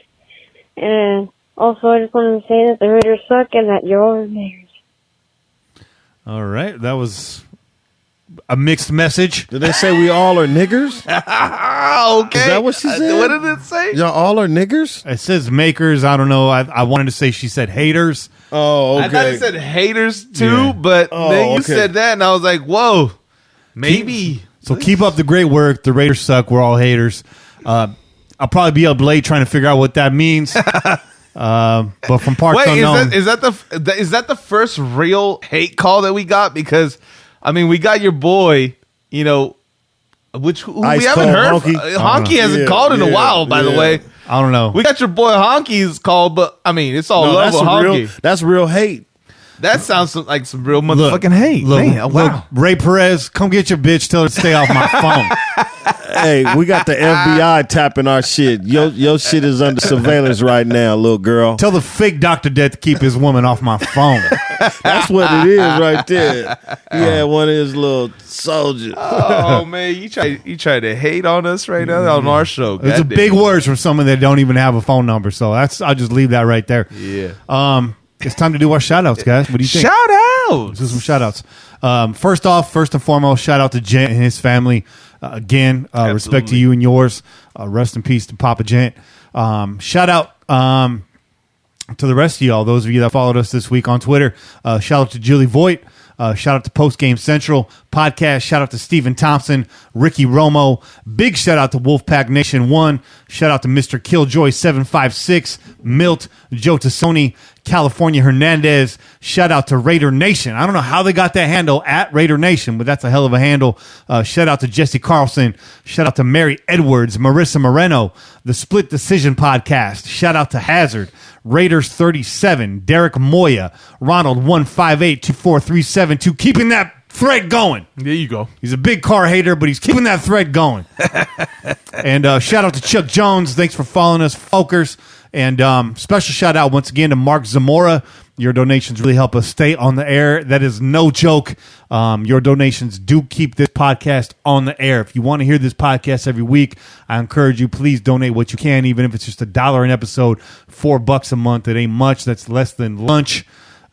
We appreciate it. You can donate in any of our social media profiles or our PayPal link that's featured on the PJ4F.com website. Che, I see you got your phone queued up. You got some shout outs over there. I'm ready to go, dog. Shout outs. Shout out IG shout outs this week. We're gonna shout out our boy Sean Grogan. He's at Sean Grogan 9. Okay. We're gonna shout out Oscar Henler Haru. It sounds like this. Shout out to you not proofreading your shout outs before shouting out. Bro. No, I did actually read this earlier, Doc. But Haru from the Takaguro Dojo. Beverly Hills Ninja, Doc, you remember that? Haru 8437, man. Shout out to you, man. You made me laugh because I just thought of fucking Chris Farley, man. Shout out Mass77 GM. Shout out Pofster Maximum. That's a mixture of letters that just doesn't read to me. Yogi's Podcast Network, WFL Gino, and actually 2 more. Raiders 90, and last but not least, Appetite.no. Yeah. Real quick special shout out to Sean's kid, who I see right here is actually watching the stream live. Oh man, we are ruining him right now, man. He's gonna have the worst language of all time. Sean, keep your finger on that mute button. Keep it real close. And I haven't done this in a while, but I want to give a shout out to my lady. We've been getting to spend some really nice time together the last few weeks, and really appreciate the time we have. We're both super busy. It's going to be a while before I see her again after next weekend. We're both taking trips. We're going out of town. We're going out of state. She's going out of the country. And I miss you, lady. You really keep the wind in my sails, and appreciate all the support you've given us and the time you allow me to do this podcast, because our time's so precious. So there you go. That's a big sacrifice you're making, and I just want you to know it. I have a lot of fun doing this, but it feels like a sacrifice too, because I love you, hon. Shout out to you. Cain, you got any shout outs, man? Do I got any shout outs? Shout out to my kids. There you go. There it is. My son is playing baseball right now. First year of Little League baseball. Went to his practice today. Oh, cool. Before I came here, Real and cool. So he's good too. What position is he playing? Pitcher. Oh, right on. Yeah. Pitcher. His dad played baseball, so there you go. It's in his DNA. There you go. So I'm proud of him and my little daughter. That's what's up. She's doing dance. Yeah. So shout out to them. I love y'all. You know what I mean? Yeah. That's what I'm talking about That's what's up, man. That's what's up. I'm just gonna follow. I'm gonna follow along with y'all. I'm gonna shout out my lady too, my baby girl. My baby girl. She looks like a 3-year-old, but she's a year and a half. Yeah, she does. Yeah. Yeah. And she's on it like a fucking 3-year-old too, man. She's smart. She tests you. I'll be the other day I was talking to her. I was like, yo. I was calling her by her name, and she was just repeat. I would say her name, and she would say, without turning around to look at me, she'd just say, "Dad." I call her name again, "Dad," and I'm like, "Oh, you're messing with me right now." Yeah, she's playing with You're messing with me right now. And then she turned around, and she gave me a little smirk. I was like, "Oh man, I'm in for this one." You teach her how to set the pick and roll yet? Not yet. But you best believe, man, that girl. I think I have a feeling she's gonna be tall. So she's gonna know how to set a pick. She's gonna know how to shoot a fucking hook shot. That's for damn sure. Cain, I played Little League when I was younger, and I played every position, primarily center field. I had the strongest arm on my team, and that gave my coach a great idea to try me out at pitcher. I said, no, I don't want to do it. He said, you're going to do it. I said, I don't want to do it. First of all, if somebody says I don't want to play pitcher, they're not cut out to play pitcher. That's a mental game. Yeah. They put me in there at pitcher. We had an 8-run lead going into the 7th inning. Oh, man, you blew it. How did you give up? Oh, bro, I got in there. I hit the umpire. I hit the catcher. I hit the batter. I hit the batting coach. I hit the third base coach from the pitcher's mound. I don't even know how you do that. I hit the backstop. It was all bad. We lost that game. I walked off. I was defeated. But you know what? I never had to play pitcher again. Yeah, goddamn right. I went right back to center field, cranking out homers. There you go. And throwing dudes out at the home plate. There you go. Keep me in my comfort zone. God damn it. Hey, man, there's a lot of pressure, man. Little League's a lot of pressure, dog. It is. And not everyone's cut out to be a pitcher, dog. I'm surprised they picked him to be a pitcher, but I'm surprised, but at the same time, I'm not surprised. He does have a good arm, and he can throw the ball, and he's very accurate. He can throw in a straight line. That's all they're really looking for right now. Yeah, and when they're young, and I credit that to me. There you go. You know what I mean? I did teach him how to throw the ball in a straight line. But anyway, so I'm happy. But for me, I played left field. Okay, cool. I played left field and first base. I'm left-handed. Okay, I'm left-handed. Perfect. And I bat right-handed like Ricky Henderson. Oh shit. You know what I'm saying? Yeah. And I also can bat on my left as I got older. Yeah. And like 10, 11, 12, I learned how to bat from the left side. So I can bat both sides. So you southpaws can do that more often than the right-handers can. But if you get a left-handed first baseman that can bat right, that's money, dog. That's money. Yeah, that's what's up. Yeah. But and just real quick, shout out to my daughter. And I say that because we had to take an early break on the show. She was calling me like back to back. You know these kids now, they never call. They want to text. So when I see my phone ring and I think something's wrong, right. This is what you're getting ready for. I know. Jay, because you're I was just having this conversation about buying a cell phone for my daughter, man. Not yet. I've had this. Not yet. Obviously, she's a year and a half, but in the future, dog. I was buying a cell phone already. I was talking about this because me and my lady, we've had this discussion. I'm like, she don't need a fucking cell phone when she's in high school. The school's got fucking phones in the goddamn classrooms. She can call me from there. And she's like, what are you talking about? Right? She's, she's younger than me, so she's all about the cell phone. She's like, it's a necessity. Yeah. But yeah, man, I don't know if I'm ready for that, dog. So the whole emergency is she got a new phone today, and she forgot her Apple ID password. Okay, so that was a big emergency. Oh, that's important. That was a big. So just in case y'all were worried, my lady was texting me like, "Well, is Autumn all right?" I said, "Yeah, Autumn's cool." By the way, my daughter's name's Autumn. Yeah, Autumn Wind. You know what it is. There you go. So she's fine. Everybody, it was an Apple ID emergency. I got her set. She's logged in. She's got her apps. It's all good. So, hey man, my son got an iPhone and he ain't number 9 years old. I just bought him an iPhone 7. You know why I had to buy him an iPhone 7? Fortnite. Fuck Fortnite. Man. Fuck you, Fortnite. Oh man, because that's the cheapest phone that they'll play it on now. I be running these late night gyms. I got at least a dozen kids that don't want to go play ball because they're in the teen center playing Fortnite. Get off the Fortnite. We used to build forts at night. That's right. That's what Fortnite was when I was. It's called fucking pillows and sheets, dog. Yeah, pillows and sheets. Pillows and sheets, dog. But hell of a show, guys. Cain, it's always great having you here in the studio. Man. The energy. Good to be here. Good to be here. The three-headed monster, the Cerberus that is the Pillaging Podcast. We form like Voltron, and we're here for you every single week live on YouTube on Sunday. So make sure you check us out. That's it for this week's show. Tune in every week wherever podcasts are found. Call in and leave a message to be played on air at 408-909-PJFF. Download the official Pillaging app available for iOS and Android. Big shout out to DC4L Custom Tees and OneNationFanwear.com. Be sure to listen to our sister podcast, The Ladies of Darkness, and as well tune in now to the Put On Waivers Podcast, the newest addition to the CNPN. That's right. Keep the wind in your sails and the rum in your mug, and pillage on, Raider Nation. This has been a product of the Crow's Nest Podcast Network. I'm Kenny Stapler, joined this week by Raider Cain and your boy Chip. We out here. Peace. Go Raiders. Just win, baby.